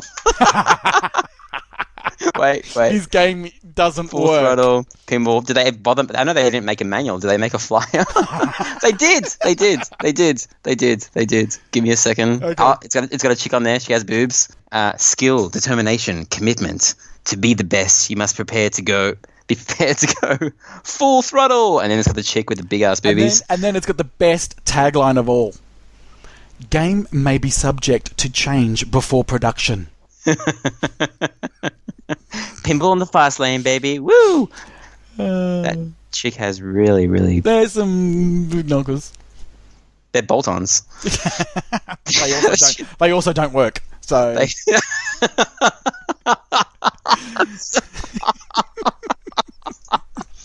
Oh, that's a good one. All right, you win, Matty. You win. okay. All right. Fuck. Where did we go? This episode is all over the place. This week in you waited 2 pinball. weeks for. Yeah. This week in pinball. Should I go first? Or are we doing the both first? What are we doing? Oh no! Look, I'll go first. Okay. So, just to explain for the, and the reason why I wanted to bring this up is because a lot of people have reached out. So, the reason why we didn't record last week, because the night before we went to record, I actually found out that my brother had passed away. He had a heart attack whilst he was driving. His daughter was in the car. He passed away. She survived with a bruise on her elbow. And I've literally had to fly up to Sydney and try and make funeral arrangements. And it's just been a world of mess. It's just mess. Are you okay, Marty? I'm okay. I'm okay. I've had to deal with solicitors and governments and banks and all this kind of stuff. It's just been really busy. But it's not about me. We're really just focusing all on his daughter. She's 15 and what she's going through. But again, the reason why I wanted to bring it up is because people that heard about this reached out to me, and a lot of people reached out to me. In particular, pinball people, just random people that, I mean, a lot of people that I did know, but also people that I didn't know reached out to me and gave me their condolences. And it was kind of like those moments where I kind of just went, fuck, I love the pinball community. I really do, because they just reached out. And I'm not saying that some were better than others, but there was this moment when I got home. It was just the Tuesday, so I found out Sunday night. So the Tuesday, I got home that night, and there was a bunch of flowers there on the kitchen, and I went, oh my God, who are these from? Looked at the card. They were from Mrs. Pin and Dr. Pin. Mm-hmm. Had sent me flowers. And right there, that's when I went, fuck, I love pinball. So you are all awesome. Thank you very much for your support. What did you do in your week? This is very easy to follow, Marty. No. Why did you go first, Marty? What the fuck? I played in a couple of pinball tournaments. It was really cool. Yep. In the last 2 weeks, I've played in 3 tournaments. I came first in one of them. I beat Jordan Treadaway, and that was the highlight of my pinball career. Yep, it always is. Yep. And it wasn't because he played particularly bad. Like, I was a 3-strike tournament, and I played really good, and he played really good. I just managed to play a little bit better than him in the games that we played. It was the first time. I'm not going to go through a ball-by-ball play of what happened 2 weeks ago, but it was the first time ever, Marty, that I haven't been nervous to the slightest. Yep. And I remember I like talking about tournaments because, you know, it might be batshit boring to 99% of people, but to me, it was something new, and you know, now I've evolved, and I don't want to talk about every little thing that happened in the game while I was playing, but all the stuff was new to me, okay? And that's exciting because if you're in the pinball industry for 35 years, nothing is new to you. No pinball release is exciting. It's becoming like that now for certain things. Like, I don't care about, like, the buff, you know, why I'm excited to play it now. But, you know, when it got announced, I had this, like, stupid reaction to it. And the stupid reaction is because, you know, when you get older, you want new things. So it was the first time ever. I remember, when I talked about when I was at Pinball Paradise once, and I got into the finals. I think I was like playing one of the last games, or I think the last game to come first, I think against Daniel Luth. And I could hear like the conversations happening behind me, and it was like what my brain was focusing in on was a conversation behind me, and I didn't know why that triggered at that moment, and I still don't know why. And I don't know what happened. I didn't go in and say, I've never gone into a tournament and say, oh, this is where I'm going to play like I play at home. It just happened, and I kind of didn't enjoy it. I know I'm just whinging, right? But correct. I won. I scored higher on Iron Maiden in the final game than I scored the whole month that I had your pinball machine. And I wasn't excited the entire time, and that's because I was focused. Yeah. But it's almost like I enjoy being nervous excitement more. Yeah, fair enough. So I was like, oh shit, okay, like let's go to Bayside and play in that comp, and you were there as well. I was. This was about a week and a half ago, and I was like, okay, well, let's see if I'm going to play well, but also be excited. And I played pretty well, but I wasn't excited at the same time either. It's kind of like it's like the focus turns into like rage, like Ghostbusters rage. But you're at that comp. We both did pretty well. I qualified, I think, third. You qualified second. So we had a duel. You got to choose the game. Yes. I tried to psych you out. You chose Iron Maiden. We both played pretty average, but I managed to get the win off you. Aerosmith, you mean? No, we played Iron Maiden. This was the elimination, so you had to then beat someone else to get into the finals. I got At put into the Bayside? final. Yes. Bayside doesn't have Iron Maiden. Iron Man, sorry. Man. Ah, man. Iron, this is just too I many. know. Now I'm with you. Yep. So you managed to beat your person to get into the finals. You played pretty well. You ended up coming second. Correct. I came third. Jordan came first. Yeah, and it was actually kind of close towards the end. You know, of course, when it happens, everyone's like, "Oh, well, you know, Jordan's going to win," and he did win, but you know, on Iron Man, he only beat me by about $1 million, and had he not beaten me, I think we might have actually been tied. So anyway, yeah, it was close. My main thing I wanted to talk about, which I can't bother talking about it now, is that I really dislike. After Bayside, that was 2 days after the Pixel Alley thing, and the Pixel Alley finished at about 1 a.m. Right. Bayside finished at like 1:45. Yep. And these tournaments are 5 to 6 hours long, and they're worth about 40% TGP. And I know TGP doesn't matter to some people, but I feel like if I'm investing that much time and I beat Jordan straight away, that it should be worth more than 4 uppers or something. I don't know.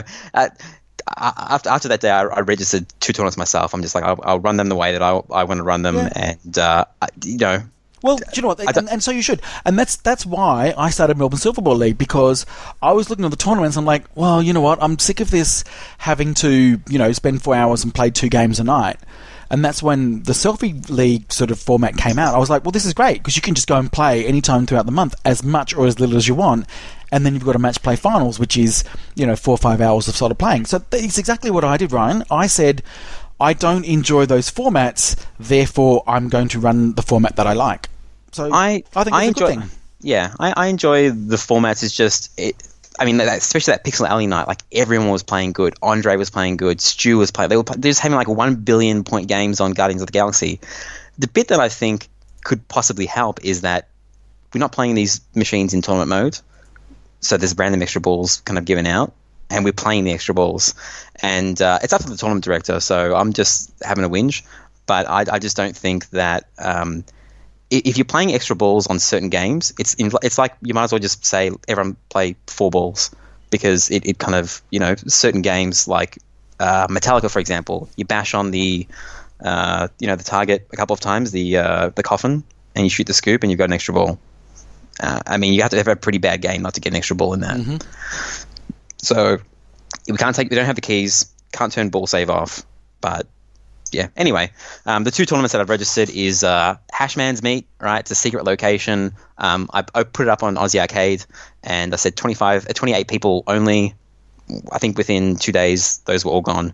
That's going to be a really awesome meet. You're going to come to that. I hope you can stream it if you want money. If you've got your camera set up by then, it's going to be a really fun tournament. Mm-hmm. Avatar's going to be there, Marty. Yeah. And I also registered a Flip Frenzy for 2 reasons. There's the Melbourne Match Play coming up, a very big tournament, the biggest tournament in Melbourne, over I think 4 days. They are not doing a Flip Frenzy, and there hasn't been one in Melbourne this entire year. So I registered it for Pinball Paradise.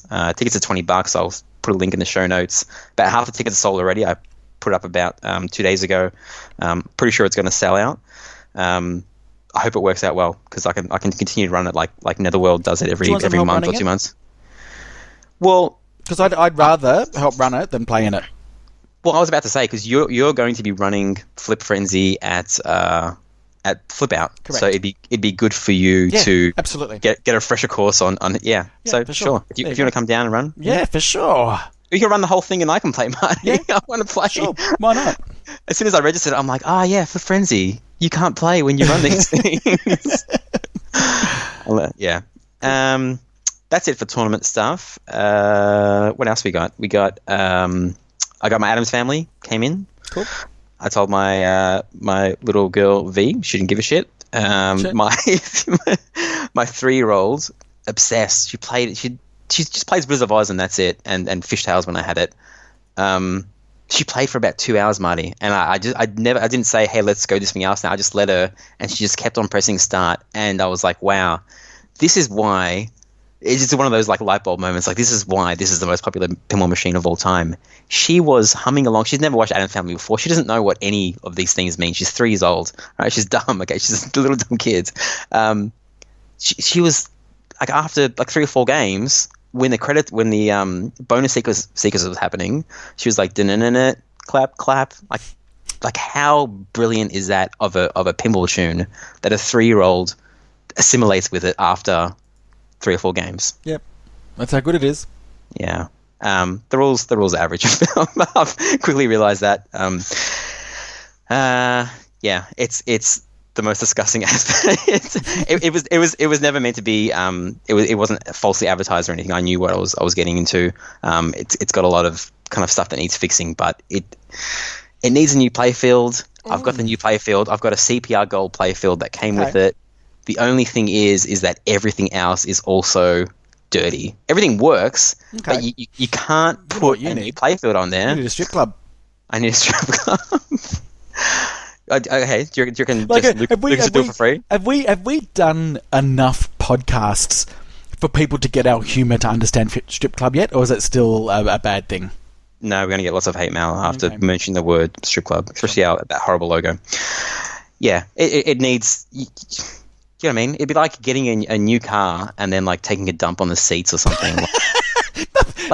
I know, I can totally relate to that scenario. What? If I put a brand new playfield in there, it'd be like shiny and gleamy and it would look really nice. But then everything on top of the playfield is like old and shitty. Like the star posts are like all fucking fucked up. I can show you a picture, Marty, and you will laugh. Well, I didn't do any close-ups, but I could show you my Jurassic Park before and after. I did go to Lucas's and strip it down. Did you put all new plastics in there? Did you? No, what did you do? Polished them. The plastics. Yep. Okay.